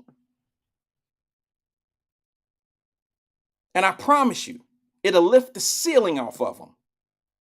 So no, it don't impress me that Donald Trump is giving HBC money out and Biden's giving HBC money out, and that don't impress me because there's ways for them kids to go to school anyway.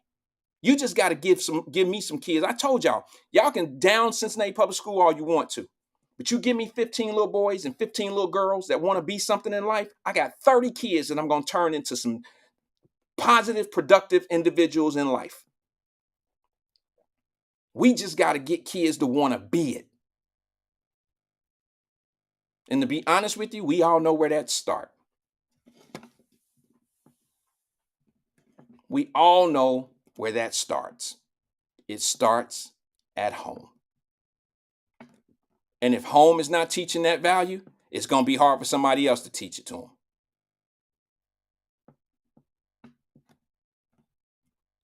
So I wanted to get that little piece off my chest of how could you not even, if you're going to be informative about what's going on to black people, you should really know that it's, this is why I laughed when Joe Biden went to a historically black college and he stood up at the commencement speech and he told them that they're ready. Now all they got to do is go out there, and their biggest threat in the world is white supremacy. It's not white supremacy. That's not the biggest threat. I'm not suggesting that it don't exist.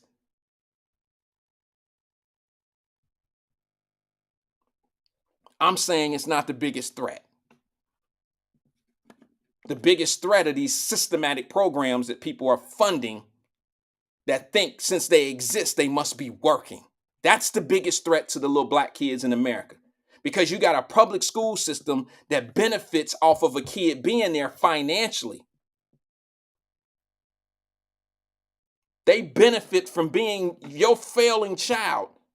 The school system benefits whether you win or lose as a human being. The school system benefits. The teachers union benefits.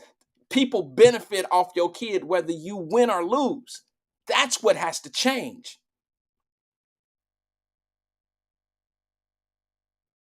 And until that changes, I don't see how it's ever going to change at the top. So you can keep throwing money at HBCUs. You can keep throwing money and those are virtual signals. That's making it seem like they doing something for you. But if you ain't got kids wanting to be in that place, you can throw $1 billion up there. You can throw $1 billion up there and it'll sit. That's my time. Peace and love to everybody, man. I'll see you guys tomorrow at 1 o'clock. Here's an idea. Do something with it. It's just money coming to me easily. Money coming in and needing me. Money coming in repeatedly. Money coming, it's just money coming. It's just money coming to me frequently. Money coming in to be with me. Money coming in secretly. Money coming, it's just money coming. It's just money coming to me always. Money coming in all day. Money coming in all paid. Money coming, it's just money coming. It's just money coming to me frequently. Money coming in to be with me. Money coming in secretly. Money coming, it's just money coming. It's just money coming to me easily. Money coming in and needing me. Money coming in repeatedly. Money coming, it's just money coming. It's just money coming to me frequently. Money coming in to be with me. Money coming in secretly. Money coming, it's just money coming. It's just money coming to me always. Money coming in all day. Money coming in all paid. Money coming, it's just money coming. It's just money coming to me frequently. Money coming in to be with me. Money coming in secretly. Money coming, it's just money coming. It's just money coming to me easily. Money coming in and needing me. Money coming in repeatedly. Money coming, it's just money coming. It's just money coming to me frequently. Money coming in to be with me. Money coming in secretly. Money coming, it's just money coming. It's just money coming to me always. Money coming in all day. Money coming in all paid. Money coming, it's just money coming. It's just money coming to me frequently. Money coming in to be with me. Money coming in secretly. Money coming, it's just money coming. It's just money coming to me easily. Money coming in and needing me. Money coming in repeatedly. Money coming, it's just money coming. It's just money coming to me frequently. Money coming in to be with me. Money coming in secretly. Money coming, it's just money coming in. Money. Mellow tape.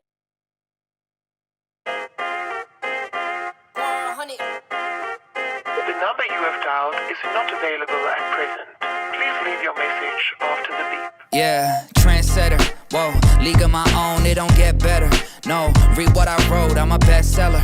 Yeah, reach for my goals, hit it dead center, hit it dead center.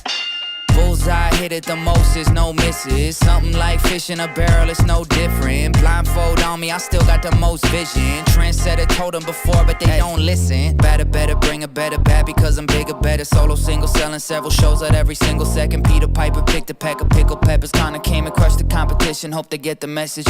Look, living it fast, spinning my M&M bag. I never go slow, thinking I'll crash. End up a thing in the past, they know I won't though. Big fish catching me, they gon' need a bigger boat. Ironic how the world stops when I spin a globe. Always showing up. Right. Last year's song still holding up. See the name now and they know what's up. Right. Price hit the top and it's going up. I'm a trendsetter. Whoa, league of my own, it don't get better. No, read what I wrote, I'm a bestseller. Yeah, reach for my goals, hit it dead center. Hit it dead center. Yeah, trendsetter. Whoa, league of my own, it don't get better. No, read what I wrote, I'm a bestseller. Yeah, reach for my goals, hit it dead center. Hit it dead center. B.O.D. Get the spell check, a fact check, and prevent errors going up. See the bent lever, jalapeno hot, y'all just red peppers. All y'all copping copies, but I'm left center. And your shorty glitching on me like a tech center. Hit her with a French tenor. Crazy wait until I do the next record. I leave head severed. I don't need to hit the bench ever. But if I do, I'm PRing to the next level. Condo flights to Lufthansa. Already know who you people fans of. Call me Big Daddy in a big body Wrangler. Call me Big Daddy Adam Sandler. Bullseye, aiming for a cottage with a poolside, full size. Always showing up. Right. Last year's song still holding up. See the name now and they know what's up. Right. Price hit the top and it's going up. I'm a trendsetter. Whoa, league of my own, it don't get better. No, read what I wrote, I'm a bestseller. Yeah, reach for my goals, hit it dead center. Hit it dead center.